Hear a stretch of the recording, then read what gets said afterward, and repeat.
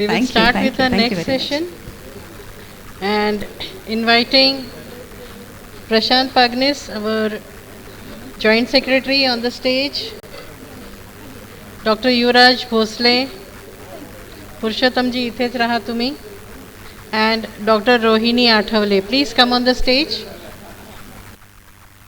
The next session is on the difficulties during actual body and tissue donation process, how to correct and overcome them.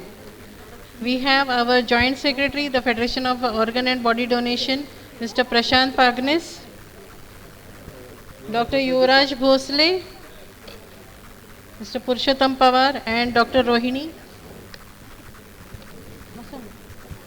Mr. Prashant Pagnis is our Joint Secretary, the Federation of Body and Organ Donation.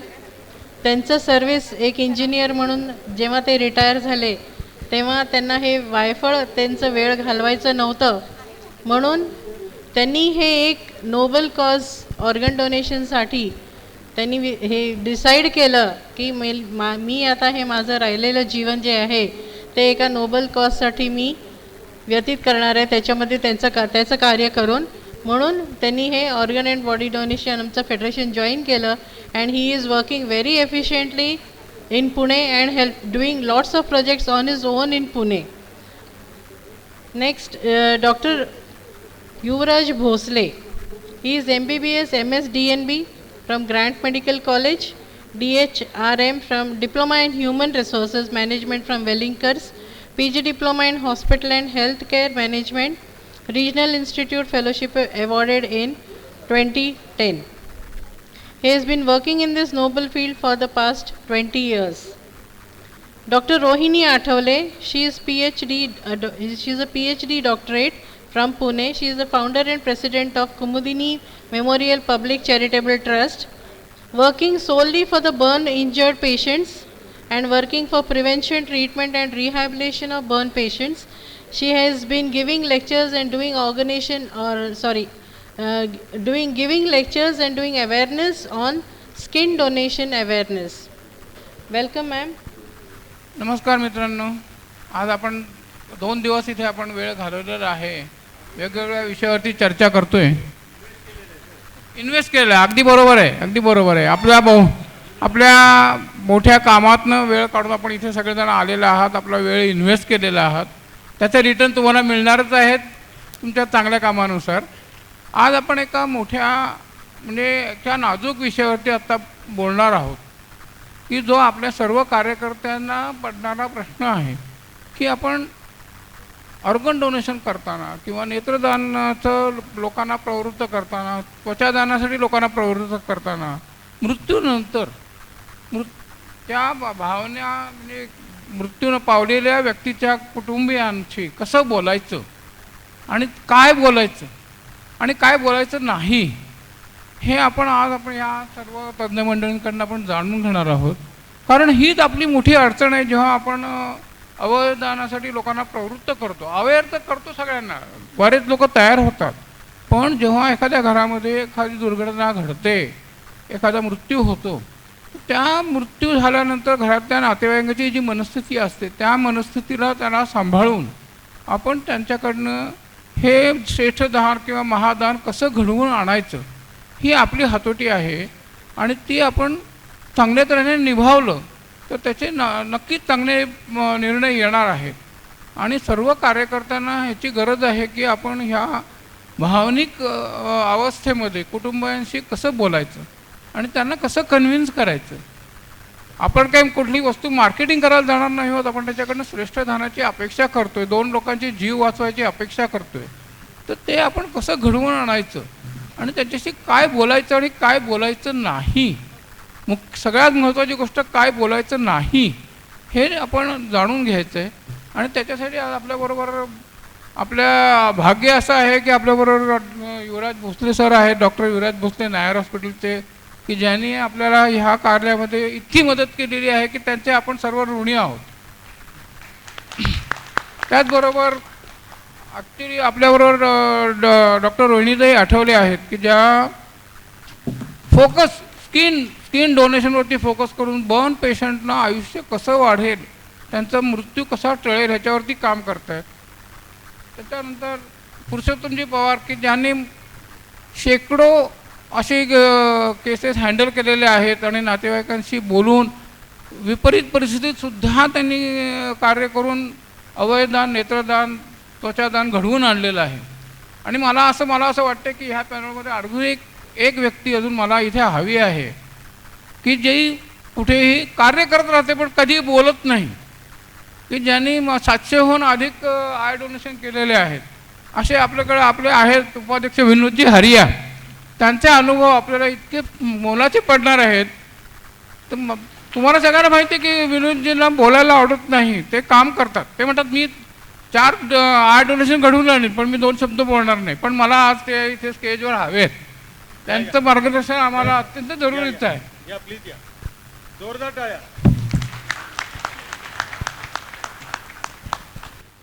अशी एक म्हण आहे, the hands which help are more holier than the lips which प्रे. ही व्यक्ती अशी आहे, आपल्या फेडरेशनचे उपाध्यक्ष आहेत आणि त्यांना बोलायला आवडत नाही पण बोलले तर ते खूप स्पष्ट बोलतात. पण त्यांचं काम, त्यांच्या कामाची पण ओळख आपल्याला होईलच, मध्ये आपण बोलूच. Please continue sir. सगळ्यांना आपल्याला हाच प्रश्न पडतो की मी जाऊन नक्की काय बोलणार, मी आणि कसं बोलू, माझं धैर्य कसं एकवटवू आणि हे लोकांशी बोलू, कुटुंबियांशी. हे आपलं महत्त्वाचं काम आहे. तर ते कसं करायचं हे या जाणकारांकडून आपण मार्गदर्शन करून घेणार आहोत. अडचणी काय येतात, काय बोलावं, काय नाही बोलावं, कसं बोलावं, आणि तर तुम्हाला कुटुंबियांना समजून सांगता येईल की तुम्ही एक महान कार्य करता आहात. मला वाटतं आपण सगळ्यात अनुभवी आहेत पुरुषोत्तमजी, त्यांनी सुरुवात करावी आणि चर्चा सुरू करावी. मित्रांनो, कालपासून आपण ऑर्गन डोनेशन म्हणजे त्याच्यामध्ये ज्याला आपण ग्रॉसली ऑर्गन डोनेशन म्हणतो, त्याच्यामध्ये नेत्रदान, त्वचादान, देहदान या सर्व गोष्टी आल्या. आपल्यापैकी अनेक मंडळी रक्तदानावर सुद्धा काम करतात. इतर अनेक विषयांवर सुद्धा सेवाभावी संस्था याच्याशी संलग्नित आहेत. परंतु ऑर्गन डोनेशनचा जेव्हा विषय येतो तेव्हा एखादा ब्रेन डेथ केस आहे किंवा काही आहे, ही जेव्हा तुम्हाला कळते तेव्हा सर्वात पहिले तुम्हाला इंटिमेशन द्यायची आहे ZTCCला. आणि ZTCCला इंटिमेशन दिल्यानंतर तुमचा रोल संपतो. त्याच्यानंतर ZTCCचा कोऑर्डिनेटर येतो, ZTCCची ॲपनिया टेस्ट वगैरे सगळी पुढची प्रोसेस सुरू होते. सर्वात महत्त्वाचं म्हणजे अवेअरनेस. आपण अवेअरनेस केलेला असला, ज्या व्यक्तीने फॉर्म भरला आहे की मी माझ्या मृत्यूनंतर मी देहदान करायला तयार आहे, माझ्या मृत्यूनंतर नेत्रदान माझी करायची इच्छा आहे, ज्या व्यक्तीने नेत्रदान करण्याची इच्छा व्यक्त केली आहे त्याच्या मनामध्ये दानाची भावना तर आहेच. If that person happens to die due to brain death, definitely he can be converted for organ donation. So नेत्रदानासाठी सुद्धा ज्यांनी तयारी दाखवली आहे किंवा आपल्यासारख्या कार्यकर्त्यांनी त्यांना कन्व्हिन्स केलेलं आहे, हे काम ऑर्गन डोनेशनसाठी खूप मोलाचं योगदान आहे. आपल्या कार्यकर्त्यांचा रोल कधी येतो? नॅचरल डेथमध्ये, जेव्हा आपल्याला ज्या फॅमिलीला माहिती नाही आहे ऑर्गन डोनेशन काय आहे, त्यावेळा आपण जाऊन त्यांच्यामध्ये फॅमिलीला सगळ्यात प्रथम आपण त्या फॅमिलीचा मेंबर बनून तिथे जायचं, त्यांचा मित्र बनून आपण त्यांच्यामध्ये जायचं. जे मृत्यू झाला, काका एवढ्या लवकर अचानक गेले, खूप वाईट झालं, मी तुमच्यासोबत आहे, आता कसे गेले, अहो झालं आता शांत व्हा, असे शब्द न वापरता आपण त्यांचा फॅमिली मेंबर होऊन त्यांच्या सांत्वनात त्यांचं सांत्वन, त्यांच्याशी जवळीक निर्माण करायची. पुढची तयारी काय काय काय ह्याबद्दल त्यांची काय तयारी आहे याच्याबद्दलचा मागोवा घ्यायचा. ज्या व्यक्तीच्या जवळचा नातेवाईक आहे, म्हणजे मी समजा गेलो तर माझ्या बायकोला हा विषय सांगायचा नाही, माझ्या जवळच्या मित्राला किंवा त्याच्यापेक्षा आणखीन तुमच्या ओळखीचा जो जवळचा मित्र असेल, अरे यांना आपण नेत्रदानासाठी सांगितलं तर चालेल का रे, हे तयार होतील का रे, त्याच्यातून पहिले आपल्याला अंदाज घ्यायचा की त्यांची तयारी काय आहे. तो मित्र, दूरचा मित्र आपल्याला अंदाज देतो, अरे देतील, नेत्रदानाला तयार होतील, थांब मी त्याच्या मामाला विचारतो. So the way, the channel for you, तर कसं ॲप्रोच व्हायचं. मित्रांनो, अतिशय दुःखामध्ये फॅमिली असते. माझ्या माहितीमधले जेवढ्या केसेसमध्ये आतापर्यंत आम्ही हे केलं, जी डोनर फॅमिली असते ती संयमित फॅमिली असते. त्यांनी मृत्यूला ॲक्सेप्ट केलेलं असतं. बऱ्याच वेळा समाजामध्ये मृत्यू ॲक्सेप्टच करत नाहीत. व्हेअरॅज द फॅक्ट इज की ते अनिवार्य आहे आणि ते ॲक्सेप्ट केलं पाहिजे. पण त्यावेळेस म्हणजे मी सुद्धा माझ्या मिसेसला सांगितलं की माझा मृत्यूनंतर तू रडत बसू नको, दादाला बोलव, अण्णाला बोलव, एवढं लवकर कसे गेले, झाले 5 तास, 1च तास उरलाय, आता बॉडी डोनेट करायची, पोचायला 2 तास. युवराज सर सांगतील वेळ संपली, तुम्ही आता तुमच्या मार्गाला लागा. सो वेळ वाया न घालता, म्हणजे अनिरुद्ध जसं म्हणतात, we are running fighting against the time. So वेळेशी आपला झगडा असतो. त्यावेळेला आपण त्यांना नेत्रदानासाठी पहिले मागोवा घ्यायचा, कन्व्हिन्स करायचं. कधी कधी आम्हाला नेत्रदान करायचं आहे म्हणून आपल्याकडे कॉल येतात. नेत्रदान करायचं म्हटल्यानंतर आपण म्हणायचं सगळ्यात पहिले कोणाचाही कॉल आला तर त्यांचं सांत्वन पहिले करायचं आहे. तुम्ही त्यांचा फॅमिली मेंबर पहिले बनायचं आहे. त्यांनी नेत्रदानासाठी कॉल केला तरीसुद्धा त्यांना सांगायचं तुमची आई गेली, खूप वाईट झालं, आणि त्यामध्ये सुद्धा अशा दुःखाच्या परिस्थितीत तुम्ही नेत्रदानासाठी तुम्ही तयारी दाखवता, मी तुम्हाला वंदन करतो, मी तुम्हाला ॲप्रिशिएट करतो. तुमच्याकडे जे शब्द असतील, तुमचा त्यांचा जो रॅपो असेल, जे रिलेशन असेल, त्या रिलेशननी त्याच्याशी तुम्ही ॲप्रोच करणार. आणि नेत्रदानाची प्रोसेस काय आहे, त्याच्यासाठी काय करायचं, सर्वात पहिले डोळे बंद करून त्याच्यावर ओल्या पाण्याच्या पट्ट्या ठेवायच्या, डोक्याखाली 2 उशा ठेवायच्या. त्याच्यानंतर पंखा चालू असेल तर तो बंद करायचा, AC चालू असेल तर तो चालू ठेवायचा, नसला तर काही AC लावायचा नाही. पण ज्या गोष्टी स्थिती त्या ठिकाणी आहे त्याप्रमाणे त्यांना मार्गदर्शन करायचं. फोन, मी पुन्हा तुम्हाला ह्या प्रोसेसला मी लागतो, तुमची मी मदत करतो, आय बँकेला आपण इन्फॉर्मेशन देऊ आणि त्याप्रमाणे काम करतो, मी पुन्हा तुम्हाला फोन करतो. मित्रांनो, कशा रीतीने मी जातो हे तुम्हाला मी सांगतो आणि त्याप्रमाणे तुम्ही तुमच्या पद्धतीने करा. ह्यापेक्षा आणखी तुम्हाला जर काही चांगल्या गोष्टी तुमच्याकडे पद्धती असतील तर त्या आपण ग्रुप्समध्ये शेअर करू, सो दॅट आपल्याला चांगल्या रीतीने स्मूथली आपल्याला करता येईल. नेत्रदानाचं आपण इंटिमेशन दिलं. सगळ्यात पहिले डेथ सर्टिफिकेट मागवलं. डेथ सर्टिफिकेट बघितलं, त्याच्यामध्ये कॉन्ट्रा इंडिकेशन्स तुम्ही समजून घ्या. कोणत्या स्थितीमध्ये नेत्रदान स्वीकारलं जात नाही, त्वचादान स्वीकारलं जात नाही, हे तुम्ही समजून घ्या. त्या स्थिती आता तुम्ही कार्यकर्ते आहात, तुम्हाला ह्या गोष्टी सांगण्याची आवश्यकता मला वाटत नाही. परंतु हे समजून घेतल्यानंतर त्यांना दुसरा फोन करायचा. दुसऱ्या फोनमध्ये त्यांना सांगायचं की ताई, नेत्रदानासाठी आय बँकेला सांगितलं आहे आणि ते सुद्धा आनंदाने ते लवकरात लवकर आपल्याकडे पोचायला तयार आहेत. तुम्ही तोपर्यंत शांत राहा. आणि तुम्ही इतकं महान काम करताय त्याच्याबद्दल मला तुमच्याबद्दल खूप मला आत्मीयता वाटते, सहानुभूती वाटते. ह्यासोबत आपल्याला त्वचादान सुद्धा करता येईल बरं का. पण त्वचादान काय आहे, त्यामुळे त्याच्याबद्दल लोकांचे गैरसमज आहेत. लोकांना असं वाटतं की स्टेशनच्या बाहेर जे बकरे लटकवलेले असतात आणि त्याची साल जशी खेचली जाते त्वचा, तशी खेचून ओरबडली जाईल, असे लोकांचे गैरसमज असतात. परंतु त्वचादानबद्दल मला तुम्हाला 2 मिनटं सांगायचं आहे. तर त्वचादान आपण करू शकतो आणि जर तुम्हाला त्याच्याबद्दल त्यांची जर ऐकून घेण्याची जर मानसिकता वाटली तर त्यावेळेला तुम्ही त्यांना, त्वचादान केल्यानंतर रक्ताचा थेंबसुद्धा येत नाही. त्वचादान फक्त पायाच्या घोट्यापासून मांडीपर्यंतच्या भागाचीच त्वचा घेतली जाते. त्याच्यानंतर त्याला रॅपिंग करून दिलं जातं. जे लोक येतील त्यांनासुद्धा कळणारसुद्धा नाही त्वचादान केलं आहे. त्वचेचे एकावर एक 7 थर आहेत. त्या 7 थरावरचा ऑलमोस्ट सगळ्यात वरचा जो थर आहे तो घेतला जातो आणि ती कांद्याच्या 2 पापुत्र्यामधली जशी एक पातळ पापुत्र असतो एवढी ती त्वचा असते. आणि हे एकदा झाल्यानंतर मग त्यांना सांगायचं की त्वचादानाचं महत्त्व काय, त्वचादानामुळे भाजलेल्या रुग्णांना किती उपयोग होईल, किती रुग्ण आहेत. म्हणजे आत्ता ह्या ठिकाणी जर काही ॲक्सिडेंट व्हायरनचे हे झाली तर आपण सगळे सुद्धा त्याच्यामध्ये व्हिक्टीम होऊ शकतो. आणि सगळ्यात जगात रोग, दुःख हे सगळं वाईटच आहे. परंतु त्वचेचा रुग्ण आणि त्याच्या यातना ह्या आपल्या कल्पनाशक्तीच्या पलीकडच्या आहेत. नाही तो मरू शकत, नाही साधा जगू शकत. आणि त्या यात्राबंधू जो जात असताना मग त्वचा दानाने ती दान केलेली त्वचा त्याच्या जखमेवर फक्त ठेवली. ती ठेवता क्षणी त्याच्या 80% वेदना त्या क्षणाला शमतात आणि तो रुग्ण लगेच 2-4 महिन्यामध्ये बरा होऊन जातो. हे त्याबद्दल कन्व्हिन्स करायचं.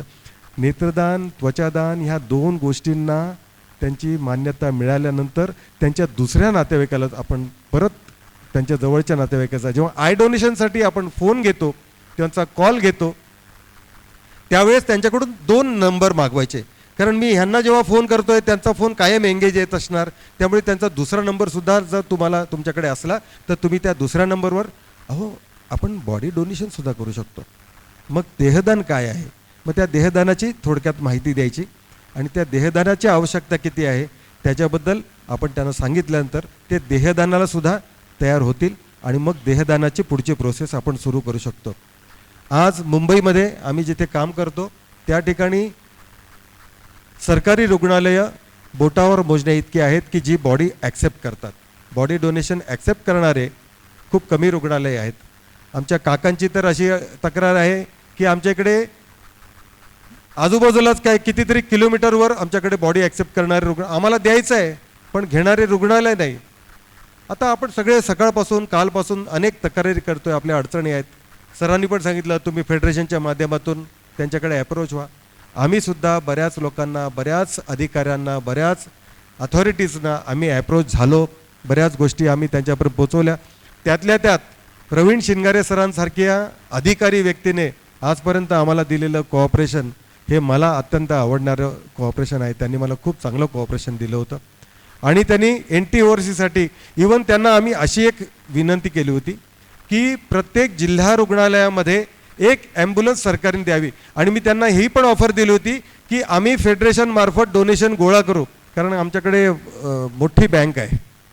मुंबईला दान करणारे जे व्यक्तिमत्व आहेत किंवा दान करणारे जे व्यक्ती आहेत त्यांच्याशी संपर्क असलेले आमचे विनोदभाई हरियानं सांगितलं तर संध्याकाळपर्यंत 1 करोड रुपये उभे करू शकतील. तसं कॉज आपल्याकडे पाहिजे. So yes, salute to you. आम्ही पहिलं अधिवेशन जेव्हा घेतलं होतं तेव्हा ह्या अधिवेशनला आम्हाला जेवढी मेहनत, तेव्हा ते ऑस्ट्रेलियामध्ये होते, त्या कॅनडामध्ये होते, त्यामुळे आम्हाला त्यांचा जास्ती उपयोग झाला नाही. परंतु पहिल्या अधिवेशनच्या वेळेला आम्हाला एका सिंगल डोनर किंवा 2 डोनर्सनी आम्हाला एवढी मदत केली की ह्या अधिवेशनापेक्षा आम्ही ग्रँड पहिलं अधिवेशन केलं होतं. ह्या अधिवेशनामध्ये आपल्याला फायनान्सची ओढाताण झाली, बरेच पैसे आपल्याला गोळा करावे लागले. परंतु मराठा विद्याप्रसारक मंडळ, डॉक्टर भाऊसाहेब मोरे, सोनवणे सर, ह्या लोकांनी, तुमच्या जरांडे मॅडम, वंदना मॅडम, ह्या सगळ्या रकिबे, ह्या सर्वांनी इथल्या नाशिकच्या लोकल टीमनी जी मेहनत केली आणि आपल्या सर्वांनी सुद्धा त्याच्यामध्ये कॉन्ट्रीब्युशन केलं. फायनान्स उभा राहिला आणि सुंदर केलं. जास्तीत जास्त देण्याचा प्रयत्न आपण करतो. आम्ही काही नेते नाही, आम्हाला काही ऑर्गनायझेशनचा अनुभव नाही. तुमच्यामध्येच उद्या कोणीतरी इथे येऊन बसणार आहेत आणि माझी नंतरच्या सत्रामध्ये त्याच्यावर मी तुम्हाला रिक्वेस्ट करणार आहे की तुम्ही कार्यकर्त्यामधून म्हणून या फेडरेशनमध्ये जॉईन व्हा. आजच्या विषयाला सुरुवात करतो. देहदानाबद्दल मुंबईला KEM हॉस्पिटलमध्ये डॉक्टर युवराज भोसले त्या ठिकाणी प्रमुख होते आणि ॲनाटॉमीचे डिपार्टमेंटचे प्रमुख होते.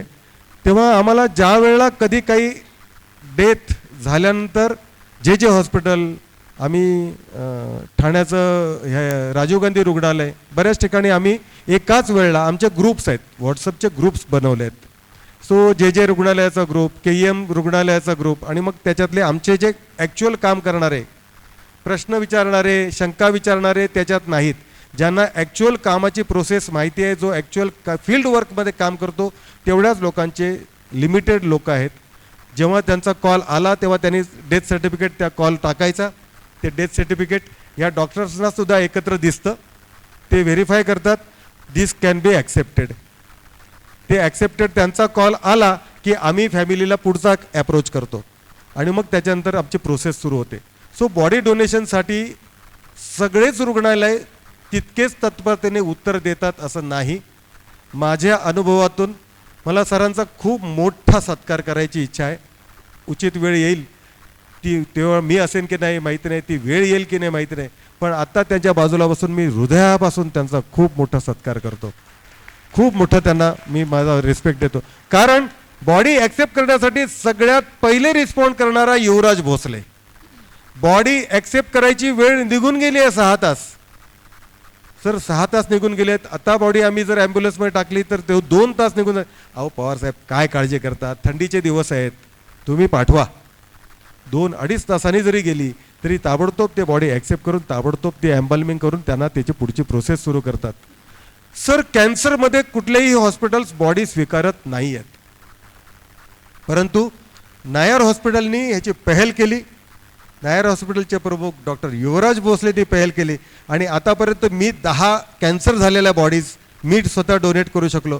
आपटे काकांनी 3-4-5 बॉडी तरी नक्कीच कॅन्सरवाल्या त्यांनी हे केले असतील, डोनेट केले असतील. आणि आमच्या कार्यकर्त्यांना आता आम्ही सांगू लागलो की बॉडी कॅन्सरची जर देत असेल तरीसुद्धा बॉडी ॲक्सेप्ट होते आणि त्याच्यासाठी पहल करणारे आमचे डॉक्टर युवराज भोसले. सर तुम्हाला माहीत देतो, तुम्ही ह्याच्यामध्ये असताना तुमचे काही अनुभव आहेत ते पहिले शेअर करा, नंतर तुमचे इतर प्रश्न तुम्हाला आम्ही विचारू. ॲक्च्युली सगळ्या ॲनाटॉमी डिपार्टमेंट्समधून इक्वल रिस्पॉन्स येत नव्हता. याचं कारण मी तुम्हाला सांगतो की मुंबईमध्ये शिवडी TB हॉस्पिटल होतं आपल्याकडे. त्या शिवडी TB हॉस्पिटलमध्ये काय व्हायचं की सपोज एका रूममध्ये आम्ही 10 जण राहतो आहे, कोणी उत्तर प्रदेशचा, कोणी बिहारचा, असे मुंबईमध्ये लोक राहायला येतात. जुनी गोष्ट सांगतो 20 वर्षापूर्वीची. त्यात सपोज मला खोकला झाला तर हे जाऊन मला शिवडी TBमध्ये सोडून यायचे आणि बहुतेकशी लोक TBनी मरायचे त्या काळी. फोन नसायचा की गावी फोन करून सांगावं की मी ॲडमिट आहे. त्यामुळे तिथे ज्याचा मृत्यू व्हायचा शिवडी TB हॉस्पिटलमध्ये ती बॉडी इव्हेंच्युअली ॲनाटॉमी डिपार्टमेंट्सला पाठवली जायची, म्हणजे नको म्हणायला लागायचं अशी परिस्थिती होती. त्यामुळे मुंबईतल्या मेडिकल कॉलेजेसमध्ये बॉडी डोनेशनचा उत्साह नव्हता. ते कारण आहे. आत्ताची परिस्थिती म्हणजे तुम्हाला देहदानाचं महत्त्व सांगण्यासाठी की आता काय महत्त्व आहे. आता तो सोर्स कम्प्लिटली बंद झाला आहे, कारण TBवरती खूप चांगली ट्रीटमेंट आलेली आहे आणि आपल्याला त्याचा आनंद आहे.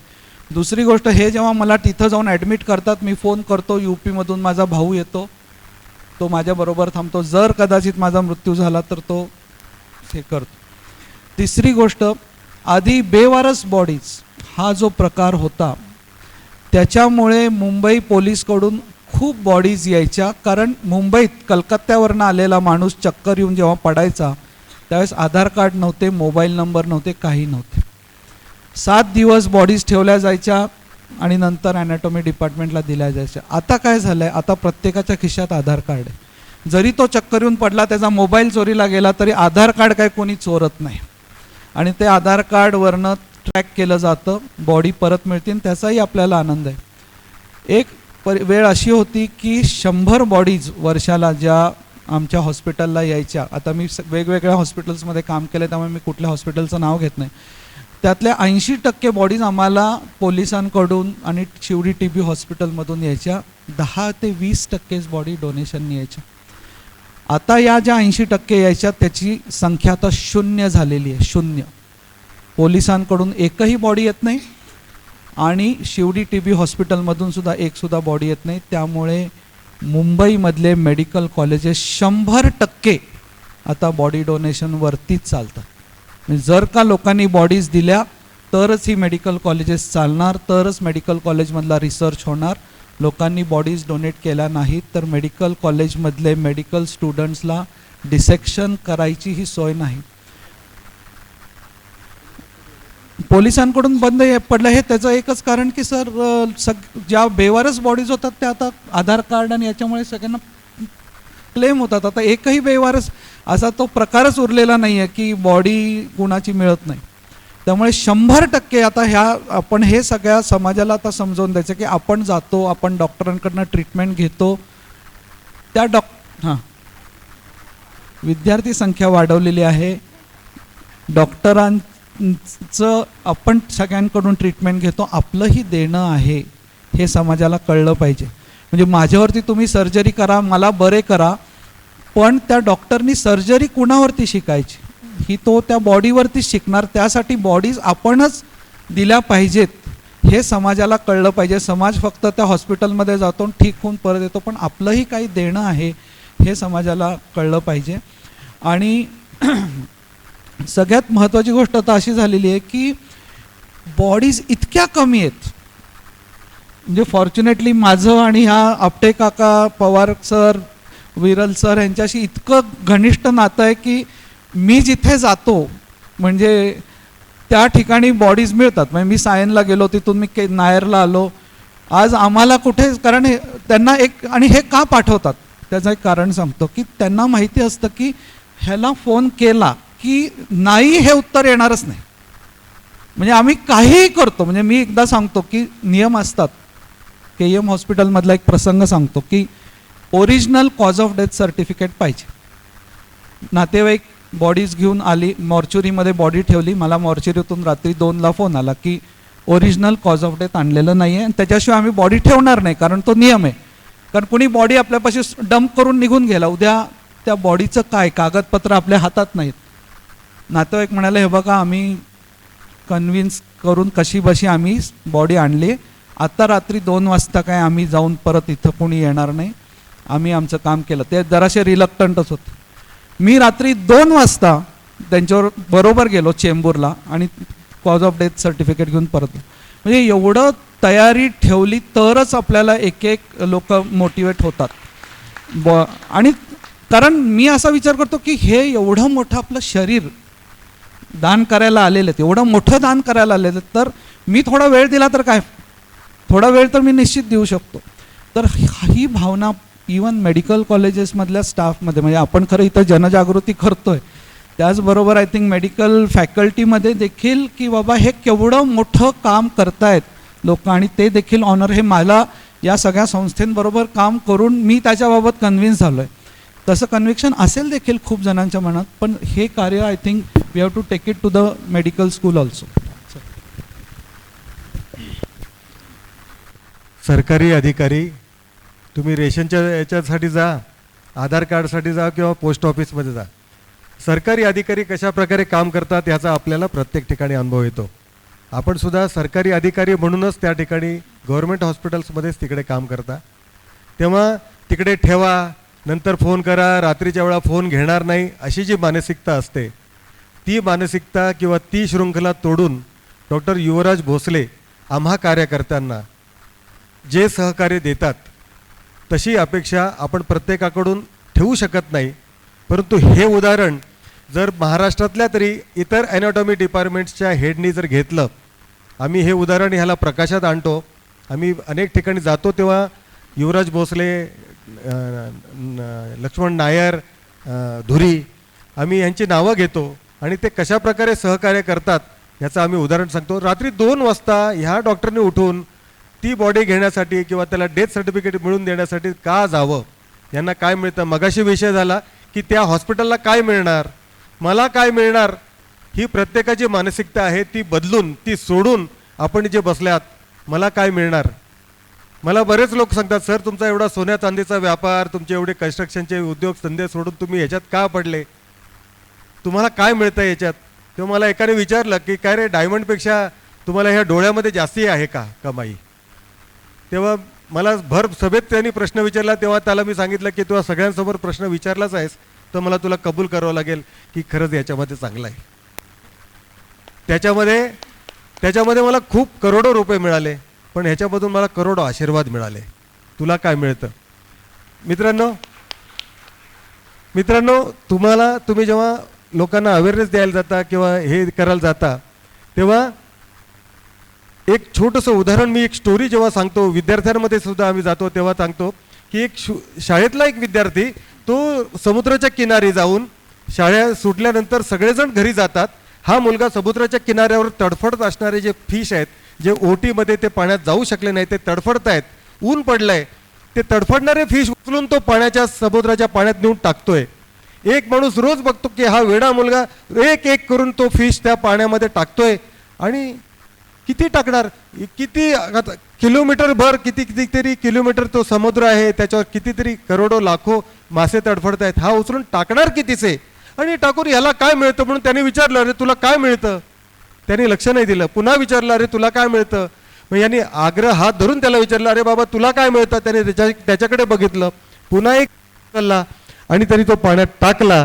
त्या पाण्यात तडफडणारा फिश जेव्हा पाण्यात टाकला तेव्हा तो पोहायला लागला. तो म्हणाला, मला काय विचारता, तुला काय मिळतं? त्याला विचारा तुला काय मिळालं.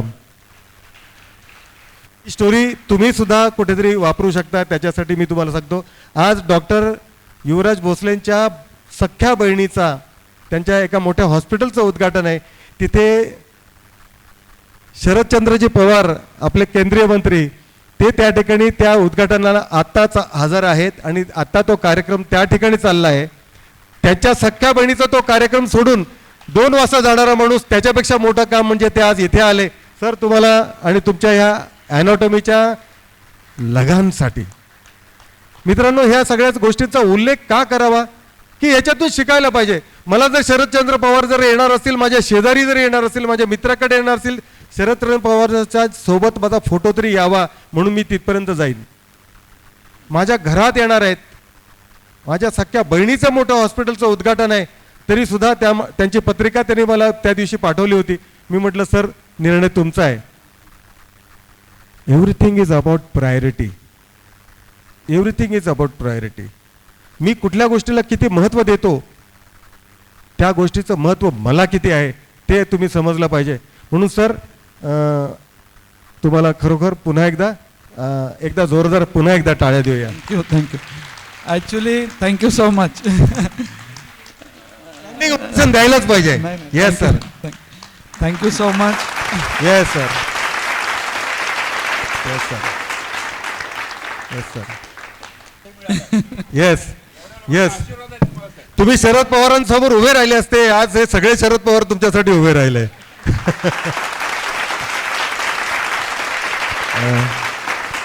मी आमचे उपाध्यक्ष विनोदजी हरियांकडे जातो. ते मुंबईमधले कच्छी जैन समाज, आम्ही कुठेही गेल्यानंतर धर्माचा समाजाचा आम्ही कुठेही उल्लेख करत नाही, परंतु एखाद्याने चांगलं काम केलं. मी म्हटलं माझ्या एका मुलाला, धाकट्याला म्हटलं की तू खूप चांगलं काम तू आवडतोस. मोठा लगेच कोपऱ्यात जाऊन बसला. मी आवडत नाही ना. हा आवडतो म्हणजे तो आवडत नाही असं नाही. हा का आवडतो ते बघून ते आवडण्यासारखं तू करायला पाहिजेस, म्हणून तुझ्यासमोर मी सांगितलं की हा मला याच्यात आवडतो. तर ह्या विनोदभाईंचा जो अनुभव आहे, त्यांच्याकडे कॉल बेरात्री रात्री कसे येतात आणि ते ह्या गोष्टीचं कसं संचलन करतात, त्यांनी सुरुवात कशी केली अंत्येष्टीपासून, तर मी त्यांना विनंती करतो की तुमचे थोडेसे अनुभव आमच्या. धन्यवाद. एवढं कौतुक करण्याची काही गरज नाही माझ्या. मी तुमच्यासारखा साधा एक मनुष्य आहे. झालं असं की मी मुलुंडला राहतो आणि तसं म्हणजे काय आपल्याला म्हणतो ना आपण गावची पाटलागिरी करायला आपल्याला हौस होते थोडी बहुत. तर कुठेही काय झालं तर लगेच मला फोन करतात लोक, अरे असं लपडं झालं आता कसं काय करावं. तर आपली काय आता ओळख बरीच लोकांशी अशी, ते आपण फक्त बोट इथून इथं करायचं की तू ह्याच्याकडे जा तुझं काम झालंच म्हणायचं. आणि तो तिथं जाऊन त्याच्याकडे आपलं नाव घ्यायचं, अरे मला विनोद हरियांनी पाठवलं आहे आणि त्याचं काम झालं. असं करता करता आणि लोकांनी मला धरूनच घेतलं एकदम. आणि मुलुंड ईस्टमध्ये तरुण मुलं होते. पूर्वी आमची समाजात कसं असते की व्यापारी माणसं होती की दुकान असायचं की काही अशी दुःखद घटना घडली, कोणाच्या घरी मरण झालं तर ते दुकान बंद करून तिथे कामाला लागायचं, त्याला हेल्प मदत करायच्या कुटुंबाला. तर ते आता बंद झालं. आता काय झालं, जॉब ओरिएंटेड झाले, पगार पॅकेज मस्त मिळतो, शनिवार रविवार सुट्टी सगळ्यांना.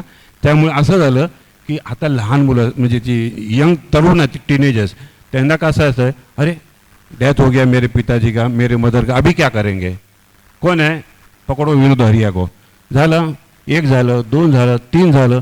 अशी ही भविष्यातली मला लाल बत्ती दिसली, भविष्याची लाल बत्ती दिसली. आणि मी तिथं असली आमच्यासारखी तरुण मुलं होती. मी अजून म्हातारा नाही झालो, मी अजून तरुणच आहे. आणि ती अशी 10 लोकांना गोळा केली मी अशी मुलांना, अरे बाबा ही मला भविष्याची लाल बत्ती दिसते, आपल्याला काय वाटते. ती मुलं हो करू सुरुवात.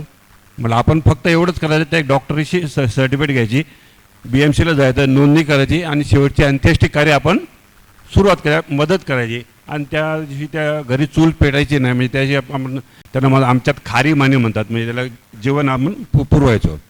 तर त्यातून असं झालं, हळूहळू वाढत गेलो. आणि पूर्वी जेव्हा हा आम्ही विचार केला ना, जेव्हा नक्की केलं की करायची सुरुवात ही, आणि पहिलीच घटना आपल्या घरी घडली. माझी आई 93 वर्षाची होती. आपल्याला दुःख वाटते गेली, पण ती बाई माझ्या आईने जी सुरुवात करू, मी नुसतं पोरांना फोन केला, रे पोरं आपलीच आई गेली रे पहिले. अरे हो म्हणजे आलोच आम्ही. आणि ती जी सुरुवात झाली तो म्हणतो ना, स्वमरे स्वर्गे न जाऊ आहे. आमच्यात गुजरातीत म्हणे स्वमरे स्वर्गे न जाऊ. आपण स्वतः जर मेलो नाही तर स्वर्ग भेटत नाही. आपल्याला स्वतःला मेहनत करावी लागते. आणि ती आई, आमच्या आईने जे फाउंडेशन टाकलं ते आज दिवसपर्यंत आमचं अंत्येष्टी कार्य चाललेलं आहे व्यवस्थित. आणि त्यातून मग I donation, skin donation, body donation, आता त्यानंतर ऑर्गन डोनेशनवर आलो आहे. आणि आता एवढी आमची कार्य चाललेले आहेत, सिनियर सिटीजन वगैरे. आता मलाच माहिती नाही कुठं काय चाललेलं आहे. आणि we are non registered, we don't have any bank account. Opening balance नाही, क्लोजिंग बॅलन्स नाही आमच्याकडं. Non registered, without any money, running since 2009 असं झालं आहे. आता मला काय जास्त बोलतात, पण तुम्ही जर काय प्रश्न विचारले तर आय कॅन आन्सर इट. तुम्ही याची सुरुवात जेव्हा केली ना, तेव्हा अंत्येष्टीची कल्पना जी आहे, तुम्ही यांची मारुती व्हॅन आहे, त्यांच्या व्हॅनमध्ये 2 पांढरे कापडं, रोज फुलवाला 2 हार त्याच्या याच्यात ठेवतो. अंत्यसंस्कारांसाठी जे काही हिंदू रीतिरिवाजाप्रमाणे ज्या गोष्टी लागतात ते त्यांच्या ॲम्ब्युलन्समध्ये असतात. ते कुठेही त्यांच्या कामासाठी चाललेले असले आणि त्यांना जर फोन आला तर विभक्त कुटुंबी झालेले आहेत, लोकांना 4 खांदे देणारे 4 माणसं घरात नाहीत, 4 मित्र ओळखीचे नाहीत, अशा वेळेला त्यांना मदत करण्यासाठी, जशी आता ही सुखांत म्हणून एक जी संस्था आहे आणि त्यांनी तिकडे बाहेर एक स्टॉल लावलेला आहे, तशी जी संस्था आहे ती संस्था कदाचित ह्यांच्याकडूनच त्यांनी प्रेरणा घेतली असावी की हे स्वतः जाऊन त्या ठिकाणी त्यांचे 4 कार्यकर्ते घेऊन जातात आणि कसे जातात त्याचं थोडंसं थोडक्यात वर्णन तुमच्याकडून ऐकायचं आहे. असं जेव्हा सुरुवात केली ना, तेव्हा काही गरीब लोकांच्या घरात असे काही दुःखद घटना घडली. आणि पूर्वी जेव्हा सुरुवात करतो आम्हाला काही एवढं काही जास्त माहीत नव्हतं. स्मशानात जातो, सामान दे रे, तर त्याने लगेच आम्हाला 10,000 सामान काढून दिला. त्या घरी गेलो, त्याची परिस्थिती बघितली, काय 10,000 तो खर्च करणार हो. आणि मग हळूहळू त्याचा अभ्यास केला की ही जी वस्तू लागते त्यांना काय गरज आहे, ह्या विधीची आपण विधी जे करतो आपण त्यात काय गरज आहे, काहीच गरज नाही. बऱ्याच लोकांना मी अभ्यास केला. गावाला गेलो तिकडे आमच्या कच्छला, तिथे विचारलं, काहीच लोकांना काहीच माहिती नाही. काही लोक उत्तर द्यायचे ते विचित्र उत्तर असायची. मग त्यात असं करता करत पहिली ती तिरडीवर आम्ही मारा केला. तिरडी जे बांबूचे बांधायचो आपण ते आम्ही स्टेनलेस स्टीलची तयार केली. कशाला की आज बांबू कशातनं येतात, झाडातून येतात. आपण एकतरी झाड पेरलं का आपण कोणीतरी, आणि त्यातला बांबू आपण काढतो. झाडावर घरं कोणाची असतात, पक्ष्यांची, बरोबर आहे. आपल्याला कोणी आपल्या घरातून बाहेर काढलं तर कसं वाटेल तुम्हाला. आणि झाडातून काय भेटत नाही आपल्याला, फळ, फूल, वनस्पती. आणि सर्वात आता आपण काय श्वास घेतोय, कुठून येतं. आणि कोरोना काळात कसली टंचाई होती. सोपं आहे एकदम, कॉमन सेन्स आहे. काय रॉकेट सायन्स नाही तुम्हाला समजायला. मी तर कोण निष्णात नाही, मी तर I am not a specialist कोणी तुम्हाला हे एवढं ज्ञान देतं. कॉमन सेन्स आहे. पण लोकांना अशी समजूत घालून आमच्या समाजात ही सगळी विधी बंद करायला लावली. माळा फुलाची नाही, चंदनाचा माळ फक्त एकच माळ, कारण एक चंदनाची माळ घ्यायला गेला 100 रुपये, which is not real, original नसते, राईट. तरी लोक म्हणजे आपण मूर्ख बनून आलो त्या दुकानानं. जाणाऱ्याला पण त्याला जीवनभर आयुष्यभर त्याला आपण मूर्ख बनवलं, अजून जातानाही त्याला सोडत नाही, आपण अजून मूर्ख बनवतोय. तुला चंदनाचे हार चढवले मी, आणि लोक प्रदर्शन करतात, मी 25 हार चढवले, मी 50 हार चढवले. हे सगळं बंद करायला लावलं आमच्या समाजात. मडकंसुद्धा मी बंद करायला लावलं, कारण मडकंमध्ये काय असे गोबर टाकतो आपण. गोबर आमच्या जीवदयामध्ये कच्छीमध्ये गोबर तोडून, सुकं गोबर ते तोडलं तर काय निघतं माझं माहिती आहे तुम्हाला, किती जीवजंतू निघतात आतून. अहो तुम्हाला कोणी जिवंत जाळलं तर. असं म्हणता म्हणता म्हणता आम्ही सगळे असे विधी बंद करायला लावले. फक्त 10,000 खर्च कितीवर आणला माहिती आहे का तुम्हाला, 250 रुपये. एक कापड, एक रशी आणि एक चंदनाची माळच, बस तेवढी 3च वस्तू ठेवलेली आहे.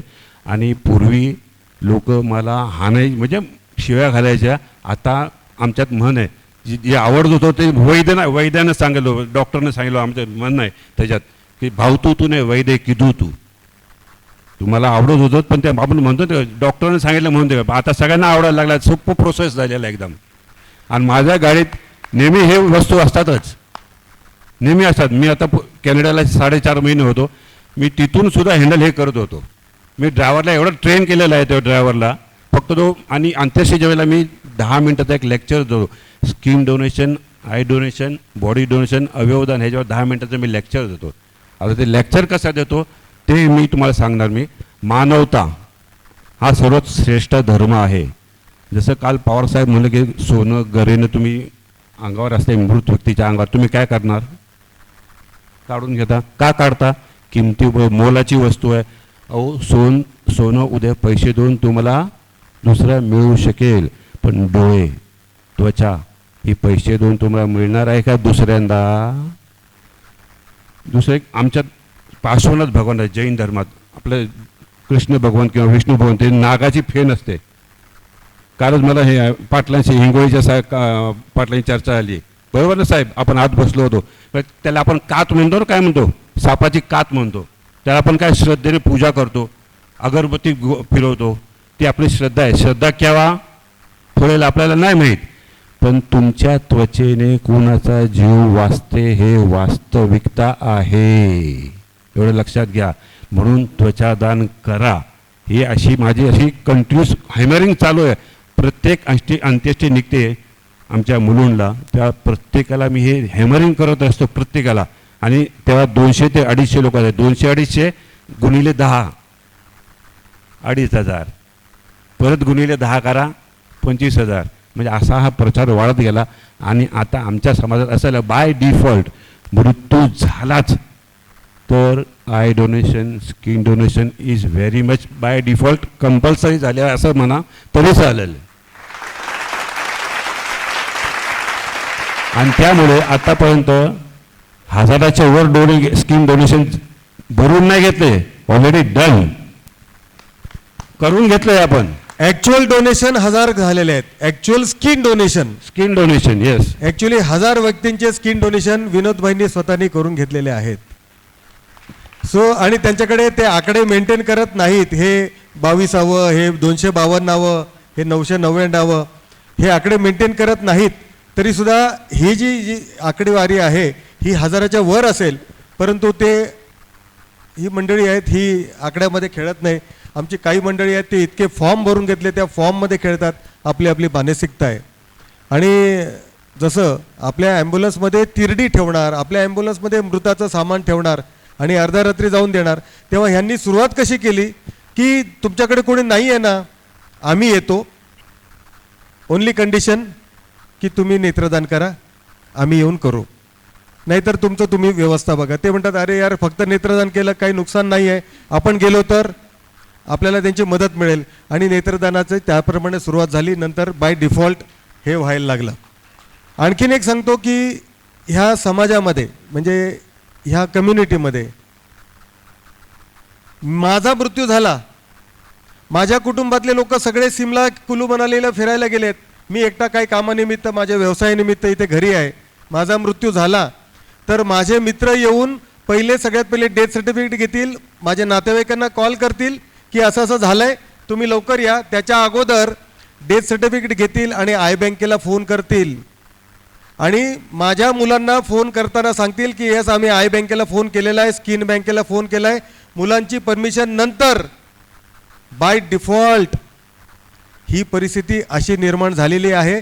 हळूहळू हा बाय डिफॉल्ट व्हायला लागला आहे. म्हणून आम्ही नेत्रदान, त्वचादान, अवयवदानाचा प्रचार करताना सांगतो की अवयवदान झाले, त्यांनी बॉडी डोनेट केली, ही पेपरमधली बातमी नसावी. म्हणजे ही एखाद्याचा मृत्यू झाल्यानंतर त्यांनी त्याचा देह स्मशानात नेऊन जाळला किंवा चर्चमध्ये किंवा कब्रस्तानमध्ये नेऊन गाडला, हे कोणी बातमी म्हणतो, ती बाय डिफॉल्ट गोष्ट आहे.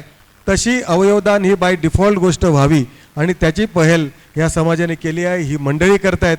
त्यांच्या पावलावर पाऊल ठेवून आपण इतर समाजांनी याचा आदर्श घ्यावा आणि देहदानाचा प्रचार व्हावा. मृत्यूनंतर नेत्रदान, त्वचादान, देहदान हे होतं. तसंच त्वचादानाच्या बाबतीत बऱ्याच ठिकाणी सोयी नाहीत. नेत्रदानाच्यासाठी सुद्धा अनेक अडचणी आहेत, त्याच्यावर आपण बोलणारच आहोत किंवा ह्यानंतर सुद्धा आपण आपला ग्रुप एकत्र करून त्याच्यावर आपले विचार किंवा त्याचं मार्गदर्शन आम्ही करूच. पण आमच्याबरोबर अनुभवी बरीच मंडळी आहेत. आमच्या डॉक्टर कामाक्षी भाटे मॅडमसुद्धा या ठिकाणी बसलेले आहेत. बरीच मंडळी आपल्याकडे इकडे बसलेली मंडळी आहेत, ती ह्या स्टेजच्या अधिकाराचे आहेत. परंतु काही प्रोटोकॉल पाळून आपण तेवढ्याच लिमिटेड गोष्टी केल्या आहेत, पण ही मंडळीसुद्धा तेवढीच अनुभवी आहेत.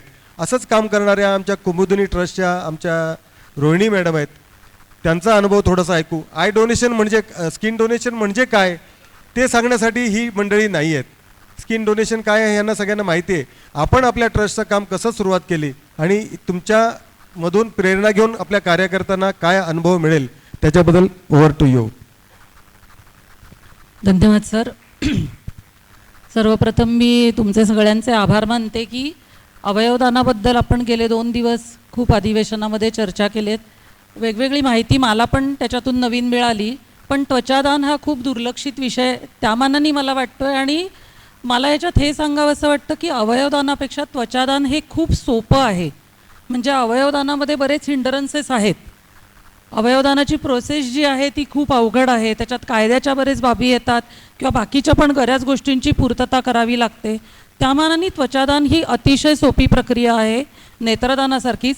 पण त्याचा अवेअरनेस मात्र समाजात पाहिजे तितका नाही आहे. मला खूप कौतुक वाटतं सरांचं की 1000 डोनेशन्स त्वचादानाचे त्यांनी करून घेतली आहेत. सर आम्हाला पण तुमचा गायडन्स नक्की घ्यायला आवडेल त्याच्यासाठी. आणि पुण्यामध्ये सर तुमचाही गायडन्स खूपच महत्त्वाचा आहे. नाही बरोबर आहे. नाही बरोबर आहे. तर मला 2 गोष्टी सांगायच्या त्याच्यामध्ये. आता पुण्यामध्ये आपण कुमुदिनी ट्रस्ट हा सुरू केलेला आहे. त्याच्यातर्फे आपण बर्न इंज्युअर्ड पेशंट्सना सगळ्या प्रकारची मदत करतो. मग आपण त्वचादानावरती तर काम करतोच, पण त्याच्याबरोबर बर्न प्रिव्हेन्शन हा पण खूप महत्त्वाचा आहे विषय. कारण सगळ्यात वेदनादायी जखमा ज्या असतात त्या भाजलेल्या रुग्णांच्या असतात आणि त्यांना बरं व्हायला खूप दीर्घ काळ लागतो. त्याच्यामुळे खूप जास्त दिवसांचं हॉस्पिटलायझेशन लागतं. खर्च खूप मोठ्या प्रमाणात येतो. आणि या सगळ्यावरती एक छोटंसं सोल्युशन आहे ते म्हणजे त्वचादानाचं. तर आता एक थोडीशी आकडेवारी असं सांगते की जे मृत्यू नैसर्गिकरित्या आपल्या इथे होतात त्याच्यापैकी फक्त 2% लोकांनी जरी त्वचादान केलं तरी अख्ख्या भारताची गरज जे बर्न पेशंटला रिक्वायरमेंट आहे स्किनची ती भागू शकते. पण दुर्दैव असं आहे की एवढे 2% लोकंसुद्धा त्वचादान करत नाहीत. याचं कारण अवेअरनेसच नाही आहे. म्हणजे आता मी जेव्हा त्वचादानावरती मी एक पूर्ण प्रेझेंटेशन केलेलं आहे 40 ते 45 मिनिटांचं. आपली कुठली संस्था असेल, कॉलेजेस असतील तिथे सांगा, आपण नक्की त्याची माहिती देण्यासाठी मी किंवा आमचे कार्यकर्ते येतील. पुण्यात आत्तापर्यंत जवळजवळ 25पेक्षा जास्त ठिकाणी याची व्याख्यानं दिली आहेत आणि साधारण 10,000 लोकांपर्यंत आपण हा विषय पोहोचवला आहे. आकडेवारी महत्त्वाची नाही आहे हे अगदी बरोबर आहे, पण एक कल्पना येण्यासाठी फक्त मी सांगते. तर याच्यात मला काही डॉक्टरसुद्धा असे भेटले की ज्यांना त्वचादान म्हणजे करता येतं का किंवा ते कसं करायचं, त्याचे रिस्ट्रिक्शन्स काय आहेत हे माहिती नाही.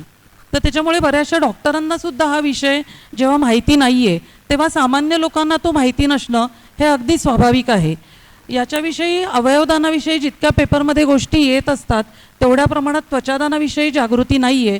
म्हणून आपण ह्या विषयावरती महत्त्वपूर्ण काम करतो आहे. तर आता आपण ट्रस्टतर्फे एक सर्वे हाती घेतलेला आहे की प्रत्येक जिल्ह्याच्या ठिकाणी भाजलेल्या रुग्णांची काय स्थिती आहे, कुठली हॉस्पिटल्स त्यांना ट्रीटमेंट देतात. याचं कारण मला माहिती नाही, तुम्हाला सगळ्यांना माहिती आहे का, सगळ्या हॉस्पिटलमध्ये बर्न वॉर्ड्स नसतात आणि त्याच्यामुळे सगळी रुग्णालयं ही बर्न पेशंटना ट्रीटमेंट देत नाहीत आणि त्याच्यामुळे बऱ्याचसे ह्याच्यात कॉम्प्लिकेशन्सही वाढू शकतात किंवा जी आवश्यक जी सोय आहे ती त्या रुग्णांपर्यंत पोहोचू शकत नाही. तर त्या दृष्टीने आपण सगळ्या महाराष्ट्रातल्या सगळ्या जिल्ह्यांचा एक सर्वे करतो आहे आणि प्रत्येक जिल्ह्याच्या ठिकाणी त्वचा पेढी असावी. सो जसं ब्लड डोनेट केल्यावरती आपण ब्लड बँकेमध्ये ते स्टोअर करतो तसं त्वचादान केल्यानंतर ते स्टोअर करण्यासाठी त्वचा पेढीची आवश्यकता असते. आणि ती त्वचा पेढी नसेल आणि उद्या एखादा नंदुरबारचा म्हणजे व्यक्ती जरी तयार झाली की मला त्वचादान करायचं आहे पण तिथे त्वचा पेढीच नाही आहे तर ते त्वचादान होऊ शकत नाही. म्हणून म्हणजे आपल्यामध्ये आपल्याकडे आता भारतात किंवा महाराष्ट्रात अशी स्थिती आहे की we lack in infrastructure also. तर त्याच्यामुळे ते इन्फ्रास्ट्रक्चर तयार करणं ही पण महत्त्वाची गरज आहे. जसं त्वचादानाचा अवेअरनेस वाढायला हवं आहे, त्याचबरोबर त्वचा पेढ्या निर्माण होणं प्रत्येक जिल्ह्याच्या ठिकाणी, याच्यासाठी मला सरांना हा प्रश्न विचारायचा आहे की याच्यासाठी आपल्याला काय प्रयत्न करता येतील. आणि दुसरा एक प्रश्न माझा असा आहे की त्वचादान केल्यानंतरसुद्धा देहदानासाठी ती बॉडी वापरली जाऊ शकते का? कारण अमालगमेशन करताना काही प्रॉब्लेम येतात का त्याच्यात, हा एक प्रश्न मला काही व्यक्तींनी विचारला होता. तर माझ्या माहितीप्रमाणे मी त्यांना याच्यात काही प्रॉब्लेम येत नाही असं उत्तर सांगितलं होतं. पण आज तुम्ही इथे अधिकारी व्यक्ती आहात म्हणून मला तुम्हाला पण हा प्रश्न मुद्दाम विचारावा असं वाटतोय. धन्यवाद सर. त्वचादान आम्ही जितके बॉडी डोनेशन करतो त्यांच्या सगळ्यांचे आय डोनेशन आणि स्किन डोनेशन करतो. जो बॉडी संपूर्ण बॉडी देतो तो त्याच्यात नेत्रदान आणि त्वचादान देतो. त्वचादान घेतल्यानंतर सुद्धा बॉडी डोनेशन स्वीकारलं जातं. त्याच्याने बॉडी डोनेशनला काही ऑब्जेक्शन येत नाही. काही डॉक्टरांना नीट पूर्ण माहिती नाही असा आमचा पण अनुभव आहे. अनेक वेळा ते म्हणतात की एम्बॉल्मिंग केल्यानंतर तिकडे लीक होतं वगैरे वगैरे. आमच्याकडे त्वचाचा विषय चालू आहे. आमचे मुंबईला सर चारुदत्त सर 2 मिनटं उभे राहा ना प्लीज, तुमची सगळ्यांना ओळख करून देतो. हे मुंबईला मसिना स्किन बँक जी आहे त्याचे प्रमुख चारुदत्त वैद्य सर आपल्याबरोबर आहेत. आणि स्किन डोनेशनसाठी आम्हाला मुंबईला 2 त्वचा बँक आहेत. तिसरी त्वचा बँक सायन्सची आहे, ती जी आहे ती आहे तिसरी. तर ॲक्टिवली आम्ही 2 त्वचा बँक आहेत. नॅशनल बर्न सेंटर ऐरोली आणि मसिना स्किन बँक ही भायखळ्याला आहे. आणि ह्या दोन्ही स्किन बँक अतिशय चांगल्या रीतीने कार्यरत आहेत. आणि स्किन बँकेचं भारतामध्ये नंबर 1 डोनेशन स्किन बँकेचा रेकॉर्ड ब्रेक डोनेशन मुंबईमध्येच होतं. त्वचा बँका इतर ठिकाणी नाही आहेत. यस, सो त्वचा बँका व्हायला पाहिजेत. त्याच्यासाठी अनेक गोष्टी आहेत, त्याच्यासाठी अनेक प्रश्न आमच्याकडे आहेत, त्याच्यासाठी योजनाही आहेत आणि त्याच्यावर आपण चर्चा करणार आहोत. आपल्या केंद्रीय मंत्री आपल्या कन्क्लुडिंग सेरेमनीसाठी येणाऱ्या डॉक्टर भारती पवार ह्या आता आपल्यामध्ये उपस्थित होत आहेत थोड्याच वेळात. आपल्याला जेवायचंही आहे. आणि डॉक्टर युवराज भोसलेंना मला खूप ऐकायची इच्छा आहे किंवा त्यांचे विचार आपल्यापर्यंत पोचवायची इच्छा आहे. मी माईक युवराज भोसलेंकडे सुपूर्द करतो. थँक्यू. मॅडम, तुमचा प्रश्न आणि अगदी योग्य आहे, कारण बऱ्याच डॉक्टरांना सुद्धा मेडिकल फॅकल्टीमध्ये ॲनॅटॉमीमध्ये सुद्धा हे राहतं कन्फ्युजन. जस्ट तुम्हाला सगळ्यांना एक अपडेट करण्यासाठी की आपण आजकाल बोलतो की बॉडी डोनेशन आणि एम्बाल्मिंग लगेच झालं. या व्यतिरिक्त आता -20 डिग्री फ्रीझर्स हे बऱ्याच मेडिकल कॉलेजेसमध्ये आता येत आहेत. आपल्याकडे आलेली बॉडी ही 2 प्रकारे यूज केली जाते. एक, एम्बाल्मिंग करून फर्स्ट MBBSचे विद्यार्थी त्याच्यावर डिसेक्शन करतात. ही एम्बाल्म झालेली बॉडी फक्त फर्स्ट इयरची मुलंच वापरू शकतात. ऑफकोर्स त्यांनी ते केलं नाही तर त्यांना शरीर कसं आहे हेच कळणार नाही. पुढे जाऊन त्यांना MBBSमध्ये पुढे काहीच कळणार नाही. आणि आज बॉडी डोनेशनचा अवेअरनेस कमी असल्यामुळे मला पुण्यामधल्या कॉलेजमधनं फोन आले.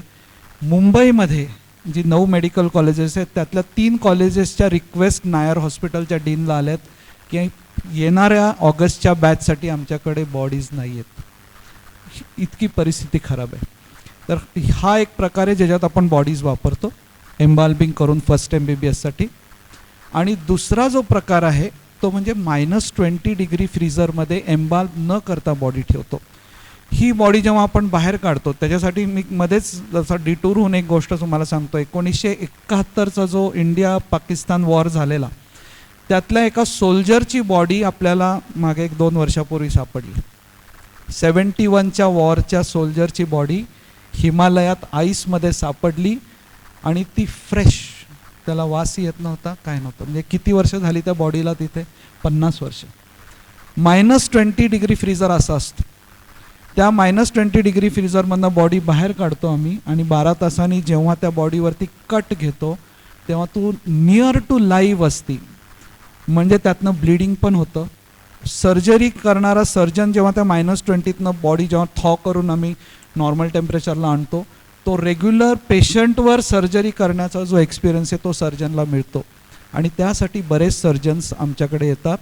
नायर हॉस्पिटल, KM हॉस्पिटल या 2 ठिकाणी याची सोय आहे. बाकी ठिकाणी सुद्धा हळूहळू होईल. तर ह्याला कॅडेव्हरिक वर्कशॉपसाठी देखील बॉडीज वापरल्या जातात.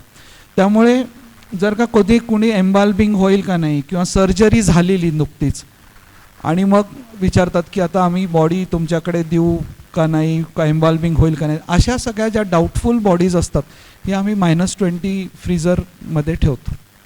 मग सर्जन्स त्याच्यावरती येऊन एकच बॉडी, म्हणजे आपण जसं इथे सगळेजण बोलत होते की एक जो डोनर आहे तो किडनी देऊन, लिव्हर देऊन, डोळे देऊन, त्वचा देऊन अनेकांचे प्राण वाचवू शकतो, तसं हे मी आता जस्ट शेवटचं कन्क्लुडिंग सांगतो, कारण आपल्याला आता जेवायचा ब्रेक घ्यायचा आहे.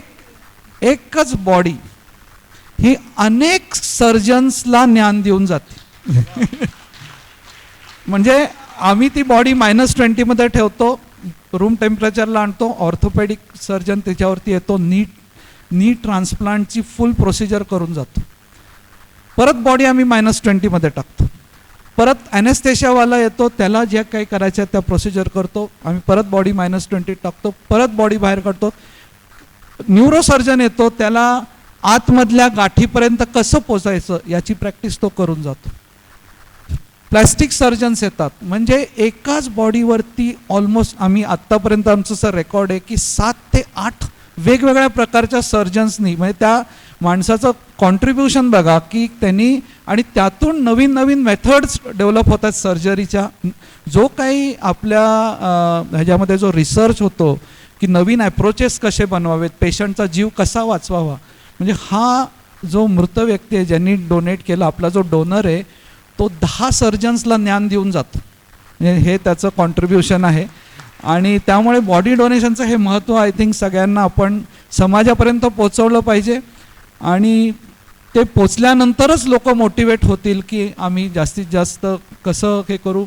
आणि दुसरी गोष्ट म्हणजे एक माझं स्वप्न आहे बरं का, काही मेडिकल कॉलेजेस अशी आहेत, डॉक्टर सुकरे औरंगाबादमध्ये होते, शिवाजी सुकरे, तर मला असं वाटतं की ते खूप एक आयडियल एक्झाम्पल होते एक ॲनाटॉमिस्ट म्हणून, जे मी सुद्धा आजपर्यंत करू शकलो नाही. ते त्या डोनरची बॉडी टॅग करून ठेवायचे, 1 वर्षांनी सगळ्या बॉडीज इन्सरिनेशनला जातात तिथपर्यंत ते जायचे, आणि इन्सरिनेट झालेल्या बॉडीच्या अस्थी घेऊन परत यायचे, आणि 1 वर्षांनी रिलेटिव्सला द्यायचे. आणि मला असं वाटतं की हे प्रत्येक मेडिकल कॉलेजनी करावं, आणि त्यासाठी फॅकल्टीनी मोटिवेट व्हावं, मग लोक बॉडी डोनेशन करायला देखील मोटिवेट होतील. लोकांचं काय होतं की लोक म्हणतात अरे कुठे आपण एवढं लांब जायचं आणि ते अस्थी घेऊन यायच्या, आणि ते 1 वर्षांनी तो एक कार्यक्रम असायचा सर त्यांच्याकडे की सगळ्या रिलेटिव्सला बोलवायचे, त्यांना श्रीफळ शाळ देऊन त्यांचा आदर सत्कार, आणि त्यांना अस्थी द्यायच्या. मग हे अस्थी लोक जाऊन गंगेमध्ये सगळी जिथं हवे तिथं विसर्जन करायचे. त्यांना काही वाईट वाटतच नाही. नॉर्मली लोकांना असं वाटत असतं की अस्थी मिळाल्या नाहीत, हे कुठेतरी हिंदू धर्मातल्या लोकांचं एक खेळ असतं की ते मला विसर्जन करायचं होतं. हे देखील शक्य आहे, मोटिवेशन पाहिजे. आणि तसं म्हणजे माझे सुद्धा स्वतःचे प्रयत्न सुरू आहेत. म्हणजे मी आमच्या डिपार्टमेंटमध्ये हा विषय काढला, आम्ही आता ते महापालिकेचं जे इन्सरिनेशन सेंटर आहे तिथपर्यंत पोचून आपण हे घेऊ शकतो का एकदा बॉडी पार्ट्स पाठवलेले. आमचा त्याच्यावरती अजून चाललेला आहे प्रयत्न, पण सगळ्यांनी असं कार्य करावं ज्यांनी लोक अजून मोटिवेट होतील बॉडी डोनेशन करायला. या सर, थिंग इज की मराठीत उत्तर देऊ का इंग्लिशमध्ये? हां अच्छा ठीक आहे. सी नॉर्मली जर का आम्हाला इंटिमेट केलं त्यांनी की आमचे कोणीतरी अमेरिकेवरनं येणार आहेत, ते अडकलेत, तर 7 ते 10 दिवस आम्ही त्या बॉडीला काही हात लावत नाही. ओके, एम्बालसुद्धा म्हणजे -20 असेल तर -20 मध्ये ठेवतो, नाही तर मग एम्बाल करून आम्ही ती बॉडी -4 डिग्रीला आम्ही ठेवून देतो. तर 10 दिवसापर्यंत आपण हे मॅक्सिमम लिमिट ठेवू शकतो. नंतर येऊन ती बॉडीच, तिचा रंग, त्वचेचा वगैरे हे होतं की आम्हीच ॲडवाईस करत नाही की ती कोणी पाहावी टू सी कारण ते मग एम्बाल्म झालेली बॉडी आणि मग त्याला फॉर्मॅलिनमध्ये टाकल्यानंतर स्किनचं डिस्कलरेशन होतं. उलट आपल्या व्यक्तीच्या, आवडत्या व्यक्तीच्या ज्या आपल्या मनातल्या ज्या स्मृती आहेत त्या तशाच ठेवाव्यात आणि त्या बॉडीला परत येऊन बघू नये असं आमची उलट रिक्वेस्ट असते. हो.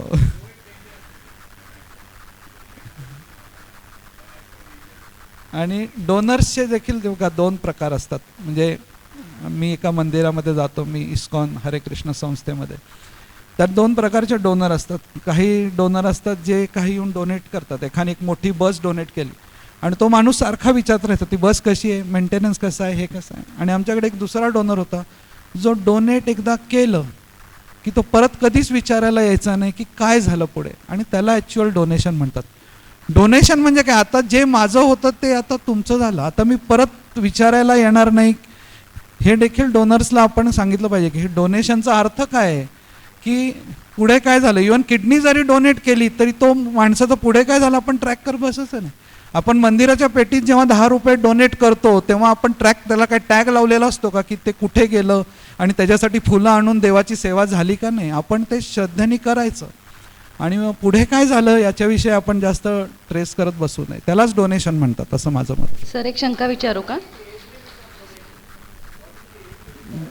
देर इज नो एज लिमिट. का तुम्हाला सांगतो, अगदी बॉडीचं वेस्टिंग जरी झालं असेल मसल्सचं वगैरे, तर आता हा जो -20चा दुसरा पर्याय आलेला आहे आणि सर्जन्सला देखील अवेलेबल बॉडी होऊ शकते. तर ऑर्गन्स असतात आतमधले, ते ऑर्गन स्टडी केले जातात. थोडंसं मसल वेस्टिंगमुळे थोडासा त्रास होतो 90+ व्यक्तीचा, पण आम्ही कधीच कुणाची बॉडी रिजेक्ट करत नाही. नायर हॉस्पिटलमध्ये आम्ही एकही बॉडी रिजेक्ट करत नाही, कारण त्या डोनरची इच्छा आहे ना. We have to honour it, we have to honour it त्याची बॉडी. आणि तुम्हाला सांगतो, जर इच्छा तिथे मार्ग. आपण जर का ठरवलं की या बॉडीतून काहीतरी शिकायचं, आम्ही ती बॉडी मागवतो. आम्ही एखाद्या गॅस्ट्रोसर्जनला बोलवतो की तुला ह्याचा काय उपयोग आहे. तो म्हणे सर मसल जरी वेस्टिंग झाले असेल, ऑर्गन्स आतमध्ये आहेत, मी स्कोपीची वगैरे याच्यावरती वेगवेगळ्या प्रकारच्या स्कोपिक ऑपरेशनची ह्याच्यावरती मी सराव करू शकतो. हॅलो सर, एक शंका माझी. देहदान करताना हा म्हणजे नातेवाईकांना ऑप्शन आहे का की नुसतंच देहदान करायचं की -20मध्ये करायचं आहे? कारण हे आता तुमच्याकडनंच आम्हाला डिटेल कळालं आहे सगळं. नाही, तसा ऑप्शन आम्ही अजून. मग तो डिसिजन कोण घेतं, म्हणजे तुम्ही? कारण -20चा जो ऑप्शन आहे हा सगळ्या कॉलेजेसमध्ये अवेलेबल नाही आहे. रादर सगळ्या कॉलेजेसमध्ये बॉडी डोनेशनसाठीच फॅसिलिटी पहिल्यांदा क्रिएट करावी असं माझं मत आहे. कारण आणि त्याच्यापेक्षा महत्त्वाचं की दिवस रात्र देर शुड बी. माझं असं इच्छा आहे की जसे ऑर्गन डोनेशनवरती एवढं काम झालेलं आहे तेवढं बॉडी डोनेशनवर झालेलं नाही आहे. ऑर्गन डोनेशन हे ऑलमोस्ट 1 अम्ब्रेलाच्या खाली आलेलं आहे, तसं बॉडी डोनेशन सिंगल अम्ब्रेला खाली यावं. आय थिंक हे तुम्ही करू शकता. खरं सांगतो, आपण कुठेतरी गव्हर्नमेंट ह्याच्यात इनिशिएटिव्ह घेऊन करेल सुद्धा. एखादं मोटिवेटेड मिनिस्टर असेल तो करेल सुद्धा, मी नाही म्हणत नाही. पण आपण त्याची वाट बसायची नाही. जसं हे जे मी सुखांताचं जे हे पाहिलं की तुम्ही ऑलरेडी म्हणजे आयडियली काय केलं पाहिजे. आयडियली तुम्ही मला विचाराल तर जर का कोणी डोनेट करत असेल तर गव्हर्नमेंट हॉस्पिटलनी ॲम्ब्युलन्स पाठवून बॉडी कलेक्ट करून आणली पाहिजे, पण तसं होत नाही. मग आपण आपल्या ज्या संस्था आहेत त्यांनी काय केलं आहे की चला आमची बॉडी डोनेशनची संस्था आहे, आम्ही त्याचे पैसे भरू. So we should not wait for that whole system to come in to picture. तसंच मला सरांना एक रिक्वेस्ट करायची की तुम्ही एवढं कार्य करताच आहे ना, so bring body donation under 1 umbrella. एक हेल्पलाईन नंबर की महाराष्ट्रातून कुणालाही कुठे डोनेट करायचे तिथून आपण लगेच क्लोजेस्ट मेडिकल कॉलेजकडे डायरेक्ट करू. सगळ्या मेडिकल कॉलेजेसमधले जे काही ॲनाटॉमीचे स्टाफ आहेत आपण सगळ्यांचे नंबर्स एकत्र घेऊन, म्हणजे मोठं काम आहे, आपण एकत्र घेऊन जरी जालनामधला एखादा माणूस आहे आपण त्याला डायरेक्ट करता आलं पाहिजे की तू तिथल्या तिथे या कॉलेजेसमध्ये रेडी आहेत, तू तिथं. तर single umbrella, single helpline number अशी माझी खूप इच्छा आहे, माझं स्वप्न येते आणि तुमच्याकडून अपेक्षा आहे. येस. हां, RT-PCR आता लागत नाही. ॲक्च्युली सर काय जण अजून सुद्धा कोविडच्या ह्याच्यातनं बाहेर आलेले नाही आहेत. आम्ही तुम्हाला जस्ट सांगतो की आम्ही काय केलेलं. गव्हर्नमेंटचा रूल आला RT-PCR शिवाय हे करायचं नाही. पॅन्डेमिक निघून गेलं तरी त्याच्या रिकरेक्शनसाठी दुसरा GR आलाच नाही. TrueNat नावाची, आम्ही त्याची वाट बघत बसलो नाही. आमच्याकडे TrueNat नावाची एक टेस्ट मायक्रोबायोलॉजीमध्ये करायची. It was equivalent to RT-PCR. आम्ही डेड बॉडीवरती ते TrueNatचे टेस्ट करायचो. रिलेटिव्हला म्हणायचो 1 तासभर थांबा, ह्याच्यात 1 तासात रिझल्ट येतो. आणि आम्ही मग body, we have to take risk. Basically माणूस जो रिस्क घेऊ शकतो ना तोच आयुष्यात काहीतरी करू शकतो. Great great great great great. पण मित्रांनो, तुम्हाला टाळ्या वाजवल्या तुम्ही, त्या टाळ्या फक्त द ओनली पर्सन डिझर्व्स. आमचा अनुभव खूप वाईट आहे. सर्व ठिकाणी असे अनुभव आम्हाला येत नाहीत, सर्व हॉस्पिटल्समध्ये येत नाहीत. इवन तुम्ही नायरमधून गेल्यानंतर आम्हाला नायरमध्ये तोच अनुभव नाही मिळत. हा जो आहे हा अनुभव, दिस इज गुडी गुडी पिक्चर. परंतु या सर कसं आहे माहीत आहे, मी आमच्याकडे इनफ बॉडीज असल्या, आत्ता मी जस्ट तुम्हाला सांगतो, नायर हॉस्पिटल मध्ये आमच्याकडे ऑगस्ट 23च्या बॅचसाठी ऑगस्ट 24च्या बॅचच्या सुद्धा बॉडीज आहेत. तरी हे आम्हाला बॉडीज आल्यानंतर आम्ही नाही म्हणत नाही. त्याचं कारण आम्ही ती एम्बाल करतो आणि आम्ही कुपर हॉस्पिटलमध्ये जिथं स्टुडंट्सला बॉडी नाही आम्ही त्यांच्याकडे पाठवतो. आमच्याकडे सायन्सचं रिक्वेस्ट आलेले आम्ही असे नाही की बाबा आमच्याकडे आता बॉडी आहेत म्हणून आम्ही असं होल्ड करून बसतो. जसं आमच्याकडे लेटर, आणि आम्ही असं नाही की त्यांच्याकडून काही चार्ज घेतो की बाबा तुम्हाला बॉडी आम्ही देतोय तुम्ही आम्हाला काही पैसे. मॅक्सिमम आम्ही फॉर्मॅलिटीहाईडचा काही आमचं जे काही खर्च आला असेल, एम्बाल्मिंगचे चार्जेस 500,000 रुपये असेल, जे काही झालं असेल तर जे आम्हाला मिळणार आहे तेवढंच. त्याला सुद्धा ते म्हणतील की हे लोक 5,000ला विकतात म्हणून. Nowadays sir, in as per new this thing there is white apron oath आणि कॅडेवरिक ओथ. जस्ट तुम्हाला सगळ्यांसाठी जस्ट सांगतो की कॅडेवरिक ओथ, आपटे काकांना मी त्याचा व्हिडिओ पण पाठवलेला आमच्या इथं केलेला.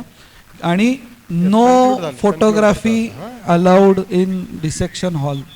हे खूप स्ट्रिक्ट नियम केलेले आहेत आपण. आधी लोक त्या कॅडेवर बरोबर सेल्फी घेऊन स्वतःचा DP वरती टाकायचे, तो कुणाचा तरी काका मामा असायचे आणि he may have donated the body. आम्ही ही फुल अवेअरनेस कॅडेवरला कसं ट्रीट करायचं, नमस्कार करून, हे आता संपूर्ण परत आलेलं आहे.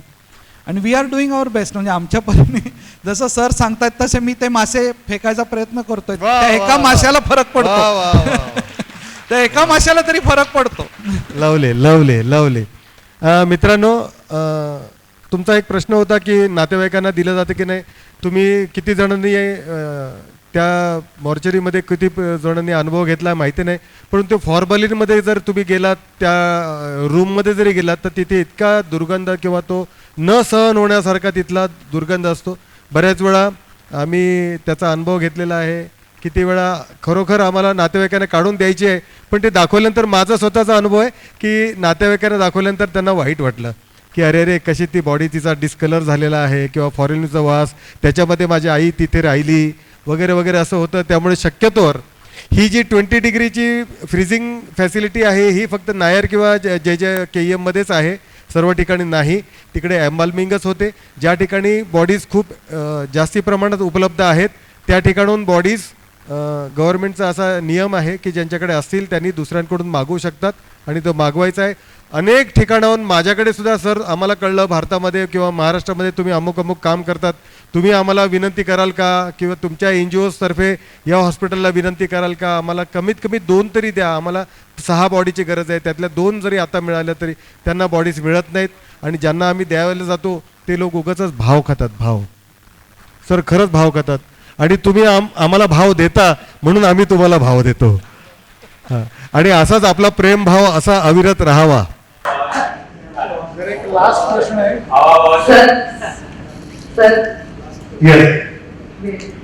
लास्ट प्रश्न आहे. कदाचित तुमच्याशी संपर्कात नसेल, परंतु आता मॉर्च्युरी, वास हा सब्जेक्ट आला आणि ऑर्गन डोनेशन, बॉडी डोनेशन संदर्भित मी जे फेस करतोय ठाण्यामध्ये, PM वेळेला मॉर्च्युरीमध्ये बॉडी ठेवावी लागते, त्या संदर्भित गव्हर्नमेंटचं कुठला GR आहे का की रातोरात पोस्टमॉर्टम केलं जातं?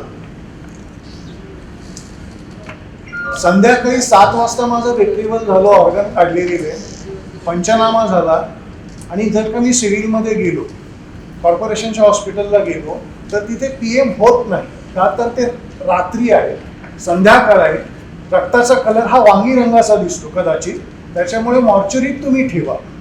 वेअर त्या फॅमिलीने 4 ते 5 दिवस कॉर्पोरेट हॉस्पिटलमधलं वर्ल्ड बघितलेलं आहे, चिकन चोकर, ठीक आहे. ते सिव्हिल हॉस्पिटलच्या मॉर्चरीमध्ये गेलं जिथे सोकॉल वास येतो, दरवाजा उघडला की 2.5 किलोमीटर वास आहे, इफ आय एम करेक्ट. त्या ठिकाणी मॉर्चरीमध्ये बॉडी ठेवायला कदाचित फॅमिली नाही म्हणते. आणि मी अडकतो, DC नाही आहे, मी पुन्हा ICUत ठेवू शकत नाही, न हॉस्पिटलच्या मॉर्चरीत टाकू शकत नाही. आणि इकडे फॅमिली म्हणते की सिव्हिल हॉस्पिटलच्या मॉर्चरीमध्ये बॉडी ठेवू नका. तर is there any GR by the government to do the PM in night? I think it may be the wrong question to you, but you are from the Nair hospital. GR regarding what मला PM रात्री करायचा GR आहे का?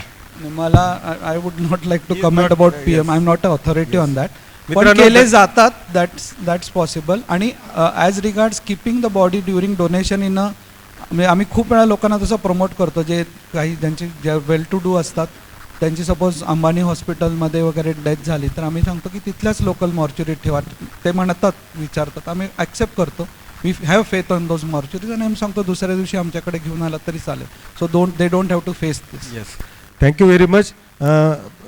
प्रशांतजी, तुमचं काम मी करतो आणि आता आपण हा सेशन संपवतोय कारण आपल्याकडे खूप शॉर्ट वेळ आहे. सर सॉरी, प्लीज आपण पर्सनली विचारू शकतो प्लीज. अगदी माझ्या मनात ते आहे सर, पण आता काय वेळ आपल्याला. सर प्लीज बसा, खूप गोष्टी बोलायच्या आहेत. बँगलोरला आम्ही गेलो होतो, डॉक्टर महेंतेश रामन्नवर, त्यांच्या वडिलांचे ते डॉक्टर होते, त्यांच्या मृत्यूनंतर आपला देहदान व्हावा अशी त्यांची इच्छा होती आणि त्यांची ही इच्छा होती की माझ्या मृत्यूवर माझ्या मुलांनी डिसेक्शन शिकवावं. आणि महंतेश रामन्नवर जे आमचे मित्र आहेत आणि ते स्वतः आपल्या वडिलांच्या बॉडीवर ते डिसेक्शन शिकवत आहेत. आपण खूप साध्या पद्धत चर्चा केली. आपल्याकडे वेळ, आपण नाशिकमध्ये आहात आणि आपण MBBच्या कॉलेजच्या प्रिमायसेसमध्ये आहात, म्हणून फक्त तुम्हाला एक सांगायचं आहे की MBBचं वसंतराव पवार मेडिकल कॉलेज जे आहे त्याच्याबद्दलचा एक चांगला अनुभव जनरली सगळ्यांना येतो. त्या MBB कॉलेजला जर आपण मेडिकल कॉलेजला जर तुम्ही फोन केला तर मोटरसायकलवरनं ज्या ठिकाणी बॉडी आहे तुमच्या घर त्या ठिकाणी मोटरसायकलवरनं एक माणूस येतो, तो डेथ सर्टिफिकेट पाहतो, तो तुमच्या पाहुणे आलेत का आणि एक्झॅक्टली किती वाजता मी ॲम्ब्युलन्स घेऊन येऊ तिची चौकशी करतो. त्यावेळेला ती ॲम्ब्युलन्स तयार असली पाहिजे आणि त्यावेळेला ती ॲम्ब्युलन्स तो घेऊन येतो, बॉडी घेऊन जातो आणि वर्षातनं एकदा त्यांच्या कॉलेजमध्ये त्या वर्षामध्ये जे काही डोनेशन झालेली असतील त्यांच्या नातेवाईकांना बोलून त्यांचा सन्मान केला जातो आणि त्यांना. येस सर, खूप sir. Thank you very much. Thank you very much. Doctor Yuvraj, आपण आम्हाला खूप उद्बोधक माहिती दिली. वेळेचा खरोखर वेळ कमी आहे. अजून आमच्या मित्रांना त्यांचे वक्तव्य करायचे आहेत, त्यांना पण आम्हाला वेळ द्यायचा आहे. त्यामुळे आपल्याला खूप कमी वेळात रोहिणीजी आपण आलात, आपले आभार. हो, सगळ्यांचे नंबर आपण शेअर करणारच आहोत.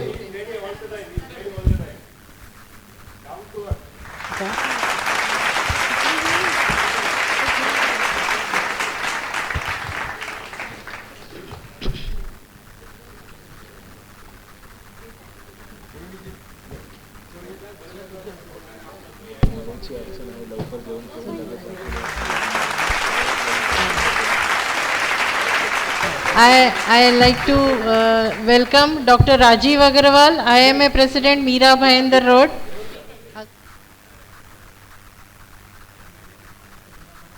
मी रिटायर्ड आहे ॲज अ टेक्स्टाईल इंजिनियर आणि याच्यासाठी मी भरपूर काम करतो आहे. आणि मला माझे जे प्रमोटर आहेत नागराजन अय्यर आणि माझे गुरु पाठीमागे आहेत, भिवू नकोस पाठीशी आहेत ते पुरुषोत्तमजी पवार, तर त्यांचं मला खूप सहकार्य लाभतं आहे. धन्यवाद.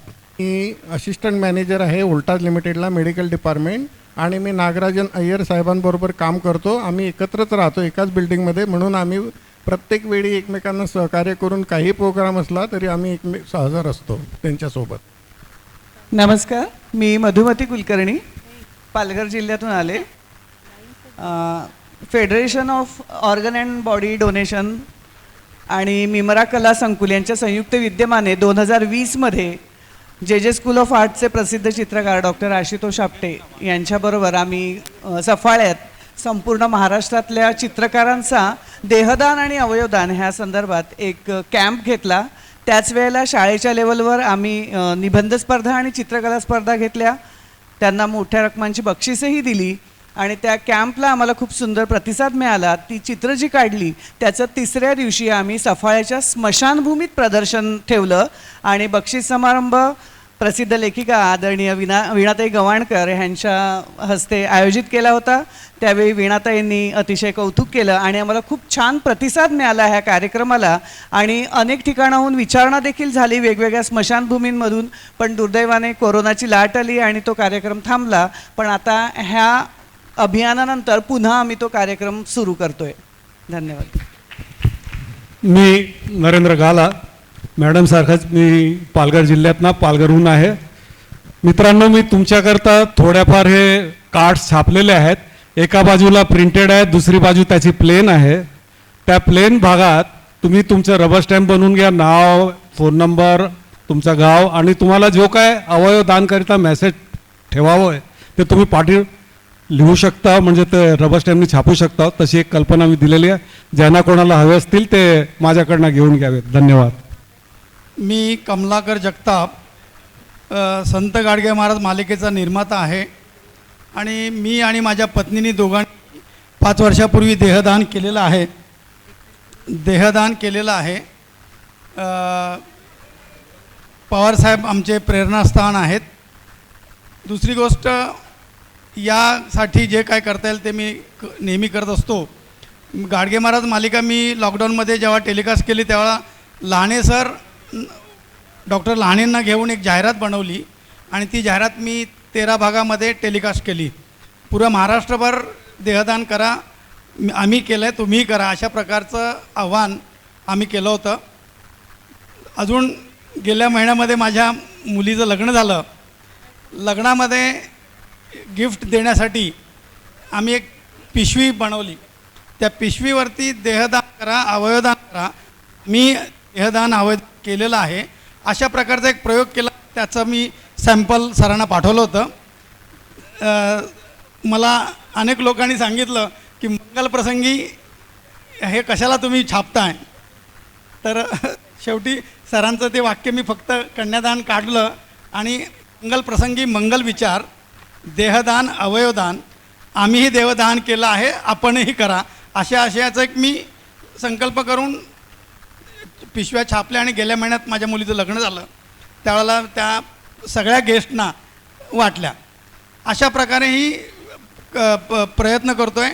आणि मी स्वतः देहदान करण्यापाठीमागे माझे गुरु राम उगावकर म्हणून स्वातंत्र्य सैनिक आहेत, या नाशिकचेच होते. तर ते माझे गुरु आहेत. त्यांनी स्वतः देहदान केलं होतं. त्यांच्या प्रेरणेनं मी देहदान केलेलं आहे.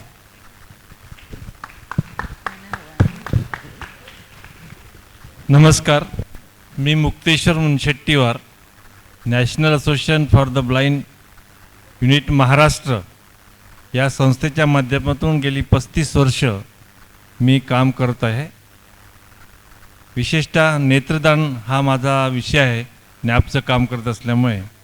आणि त्याचबरोबर काय अडचणी असतात वगैरे या सगळ्या गोष्टी मी भारत सरकारपर्यंतसुद्धा पोचवलेलो आहे. कारण मगाशी सांगितलं की सरकारने एक श्रीलंकेला जसा कायदा केलेला आहे त्याप्रमाणे भारत सरकारने कायदा करावा यासाठी 5 वर्षापासून मी पत्रव्यवहार करतो आहे. त्याला काही प्रतिसाद मिळाला नाही. फक्त त्यांनी सर्व स्टेटच्या सेक्रेटरींना आपला अभिप्राय कळवा असंच फक्त भारत सरकारने त्याच्या संदर्भातली माहिती मिळवायला प्रयत्न केला. पण त्याच्या पलीकडे पण मी रिमाइंडर देणं काही सोडलेलं नाही आहे. सातत्याने प्रयत्न चालू आहे.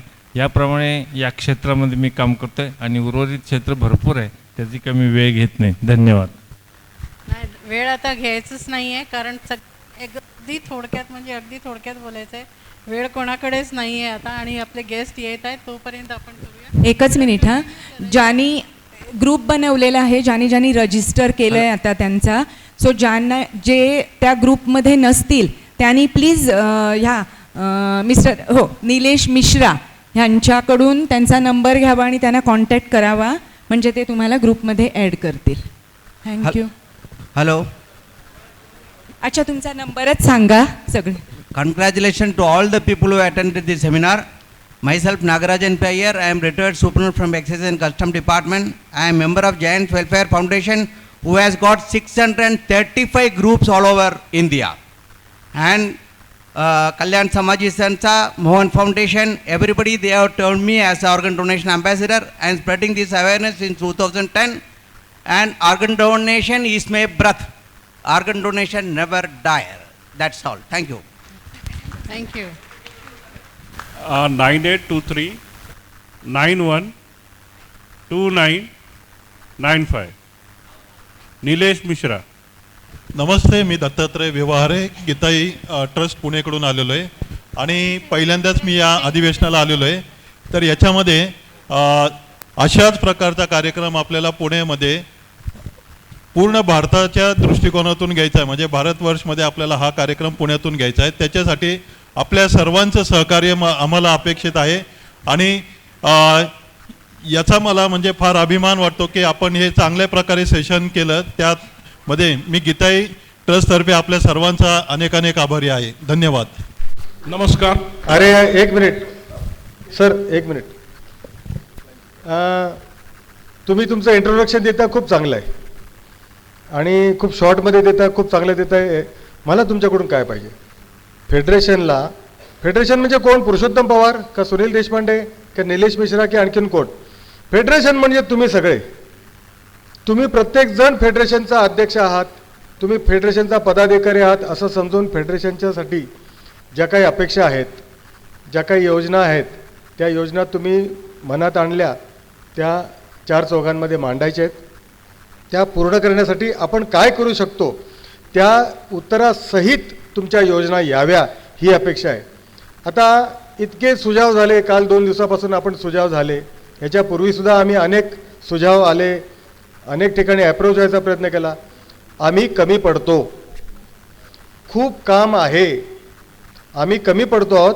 त्या ठिकाणी कमी तिथे आम्ही म्हणणारे तुम्ही आहात.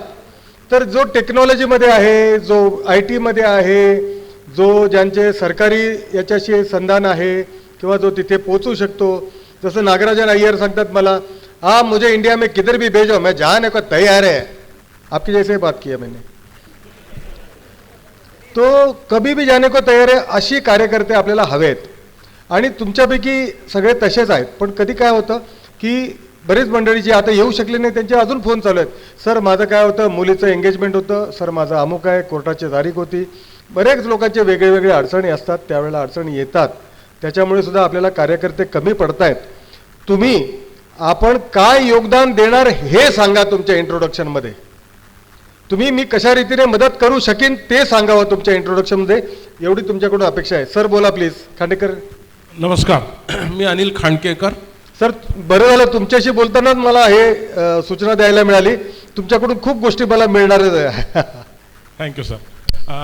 सक्षम समदृष्टी क्षमता विकास एवं अनुसंधान मंडळ याचा नाशिकचा मी अध्यक्ष म्हणून सध्या काम पाहतो आणि 21 प्रकारच्या दिव्यांगांसाठी काम करणारी संस्था असल्याने नेत्रदान प्रबोधनाशी जास्त जवळचा संबंध आहे आणि सक्षमनी वेळोवेळी ठराव करून भारत सरकारला सुद्धा विनंती केलेली आहे की अशा प्रकारचा कायदा बनवावा की निदान ॲक्सिडेंट झालेले किंवा बेवारस जे मृतदेह सापडतात त्यांचे कॉर्निया काढले जातील.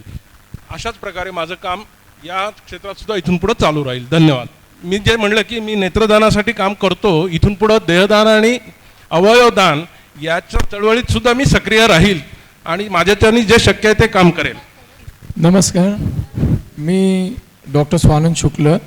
मी प्रोफेसर आहे community medicine department, Motiwala national homeopathic medical college and hospital आणि मी प्रोग्राम ऑफिसर पण आहे NSSचा, रिजनल प्रोग्राम ऑफिसर आहे NSSचा.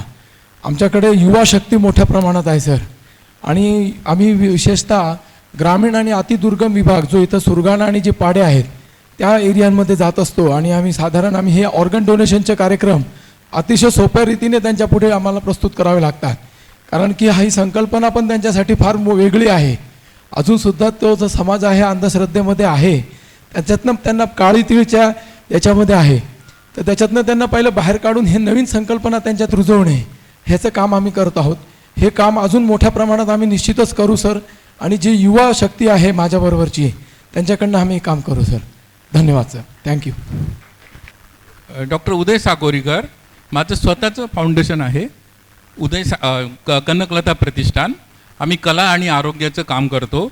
मी आतापर्यंत नाशिक आणि नाशिक परिसरामध्ये 1000पेक्षा अधिक नेत्रदान केलेले आहेत. म्हणजे मृत्युत्तर डोळे, रेट्रायवल ऑफ कॉर्निया और इनिक्युलेशन ऑफ आयबॉल असे 1000पेक्षा अधिक 5 हॉस्पिटलच्या माध्यमातून डोळे काढलेले आहेत.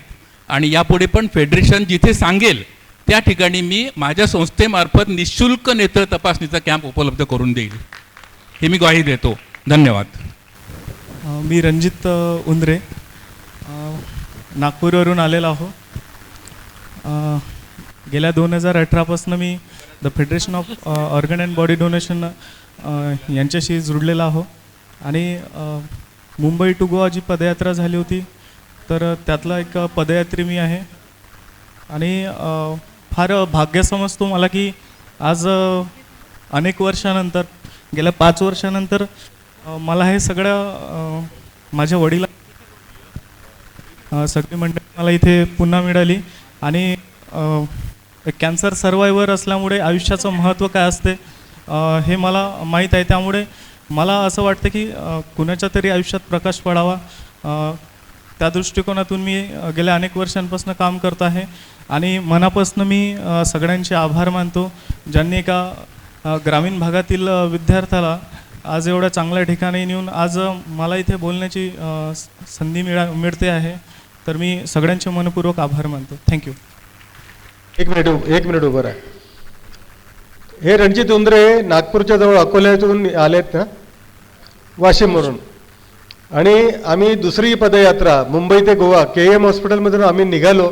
आणि नवी मुंबईच्या बाहेर निघालो तेव्हा मला एक रस्त्यात फोन आला, सर पदयात्रेमध्ये मला सामील होता येईल का? म्हटलं कोण बोलत आहे? त्याने नाव वगैरे सांगितलं. म्हटलं काय करता तुम्ही? ते म्हटलं सर मी विद्यार्थी आहे. आता आम्ही सगळे 60च्या वरचे आम्ही तरुण सगळे पदयात्रेमध्ये होतो. आणि हा त्यावेळेला काहीतरी 22 वर्षाचा असेल, 23 वर्षाचा. तर तो मी म्हटलं अरे हा तरुण आमच्यामध्ये, कारण तरुण मंडळी येणार आमच्यामध्ये येणार टाईमपास करायला, घरातून कारण काढणार, आमच्यामध्ये आमच्या कंट्रोलमध्ये राहणार नाही. मी म्हटलं बाबा हे तुझ्यासाठी काम नाही, तुला ते सहन होणार नाही किंवा तू असं काम करू शकशील की नाही, मला शंका आहे. तो म्हणाला सर मला एकदा संधी द्या. त्याने मला ज्या शब्दांमध्ये विनंती केली त्या शब्दांनी माझ्यासारखा अनुभवी माणूससुद्धा त्याच्या आट्यामध्ये आला. आणि मी त्याच्यावर विश्वास टाकला. मी म्हटलं चल हा जर एवढं म्हणतो तर माझेसुद्धा सफेद केसांना अजून एक अनुभव होईल, मला ही परीक्षा पण घेऊ दे, बघू काय होतं ते. मी त्याच्यावर विश्वास टाकला आणि त्याला म्हटलं ये.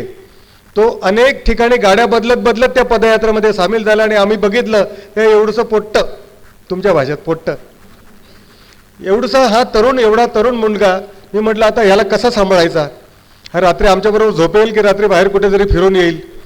ह्यानी 52 दिवस म्हणजे 52 दिवसामधले आमचे काहीतरी 6 दिवस झालेली होती यात्रा. आणि त्या दिवसापासून हा सहभागी झाला. चंद्रशेखर देशपांडे, शैलेश देशपांडे आमचे विटनेस आहेत याचा अनुभव घेतलेले. यांनी 52 दिवस आमच्या सर्व पदयात्रींच्या बॅगा ॲम्ब्युलन्समध्ये टाकणं, फार्म हाऊसमध्ये नेणं, कुठे जिकडे आम्ही उतरू तिकडे माईक लावणं, स्टेज लावणं, एकूण एक काम ह्या मुलांनी केलं. याच्यासाठी खूप जोश ॲप्रिशिएशन. त्यामुळे लगन कशी असते. आणि त्याला त्यावेळेला आम्ही आशीर्वाद दिले आणि त्याला तेच म्हटलं की अरे नक्की तू जीवनात यशस्वी होशील.